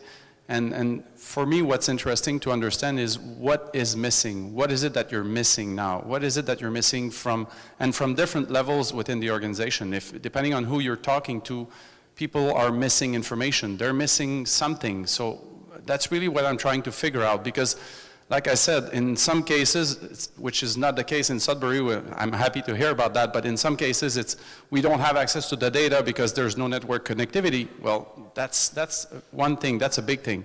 Now that you have network connectivity, what is missing? And I mean, ultimately, you know, when I was production director, I've implemented a safety program, and we've talked about it. I heard it quite often today. We shouldn't be putting people at risk anymore. I mean, this is something, I mean, we have robots now, the technology is there. So how is it that we can help you improve in that direction? How is it that we can help you have access to that data so that you can take the best decision? And that's what I really love about the job that I'm doing now, is that I'm working with mining companies trying to help them identify what are the bottlenecks and what are the possible initiatives that we could do so that we overpass those challenges. So, and that's really why I'm interested in that stream. Thanks, and just listening to you all, I mean, this is what I want to learn about, and as a mine operator, I want my eyes opened to what's out there, what success stories are out there, other industries, Charles, that's fascinating. Mining can be pretty insular, where we just look inside our own industry, but to bring in what other industries are doing and to consider that is exciting to me. And I am a bit of a data junkie, so a line that I have to watch is too much. What's too much data? Are we looking at the right data, and what's the bottleneck? Where do we actually need to focus, and how do we draw my eyes to that? I might need access sometimes to that other data, but what do I need to know right now at my level? What does my boss need to know right now at their level, and vice, like all the way through the line? So I think those could be some pretty exciting conversations as part of this stream, and I'm really looking forward to it. So just like to thank the three of you for spending time with me up here, and I think that's it. No one's around, so. Maybe if I can just suggest one thing, we've brought a couple of papers, and there's one that I think that might interest some people. One company here in Canada that I visited is ArcelorMittal Mines. They have it's an open pit mine though, so I'm sorry about it. No, but no, because here it's mainly underground mine. But I'm thinking about this because this is local. This is really close here in Canada, and they have implemented an integrated remote operations center in Longueuil. If you've visited Montreal, it's just by the river on the other side. And it's quite amazing because from that integrated remote operations center, and like I said, I visited it, and it's pretty amazing. You see everything that's happening at the mine. I mean, at each and every step of the mining operations, I mean, from pit to port, it's pretty amazing to see it live happening, to see people working in there. I mean, there was that supervisor, I don't know, I don't remember the title of the person, but that was looking after all the operations, and then you see some operators that are sitting in different places that have a specific responsibility, and this is all done remotely. So this is probably one of the best sites I've visited here in Canada that has implemented, that has leveraged technology to enable remote operation, full remote operations. They call it the IROC Integrated Remote Operations Center, and we've brought in a couple of papers if any of you is interested in that story. It's a pretty amazing story. Thanks, I'm interested. And I like the name. Vale also calls it IROC, so. All right, Nathan. Well, since this is being taped, Pace Global would like to recommend that you don't buy any stocks based on what you've heard here today. Except maybe share it, Nickel, but that's enough. Okay. So on behalf of our sponsors, our speakers, our guests, we'd like to thank you for attending. This would be a boring event without the audience, so give yourself a round of applause.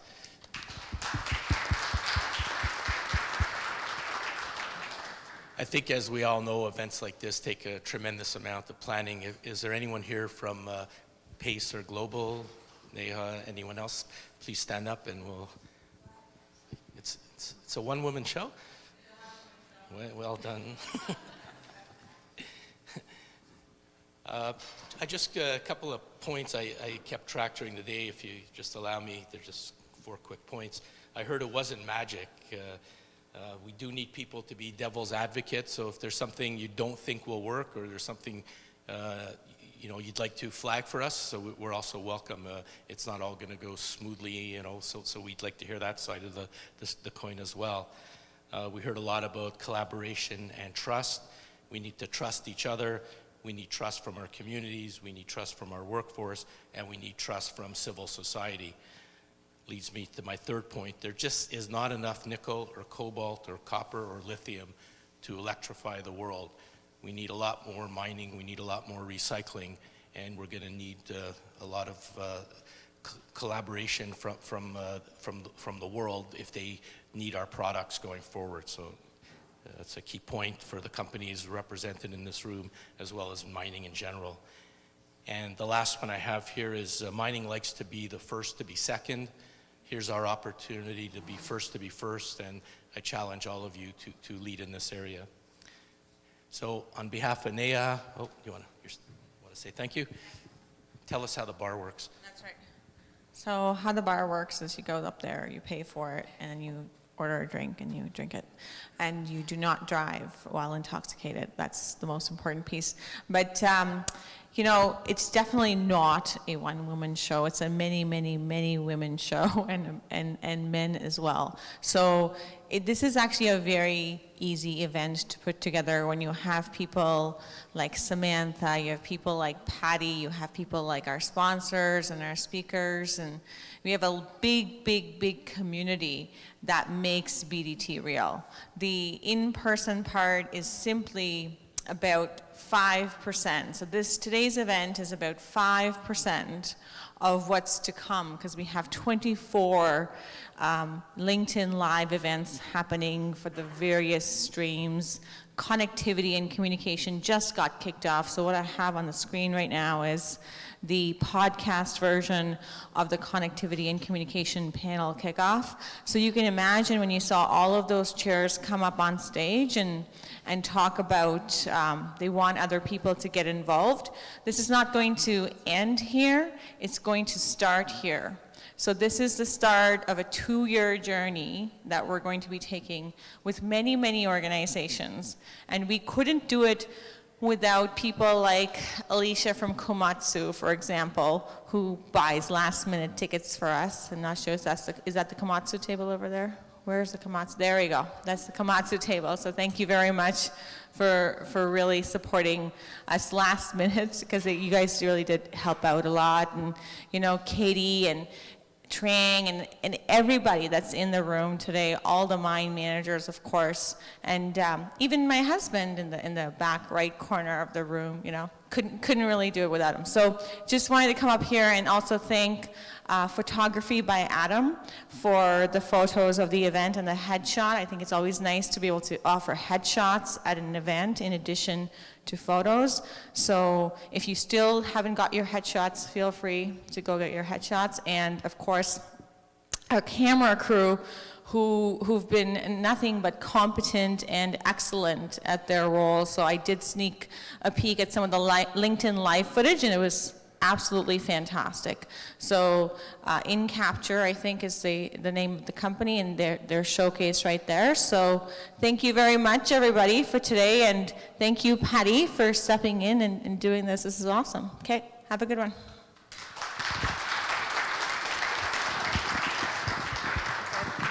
The bar is just through these doors next door. That's where the bar is. Yeah, I saw your sister. Sorry? Oh, there's appetizers and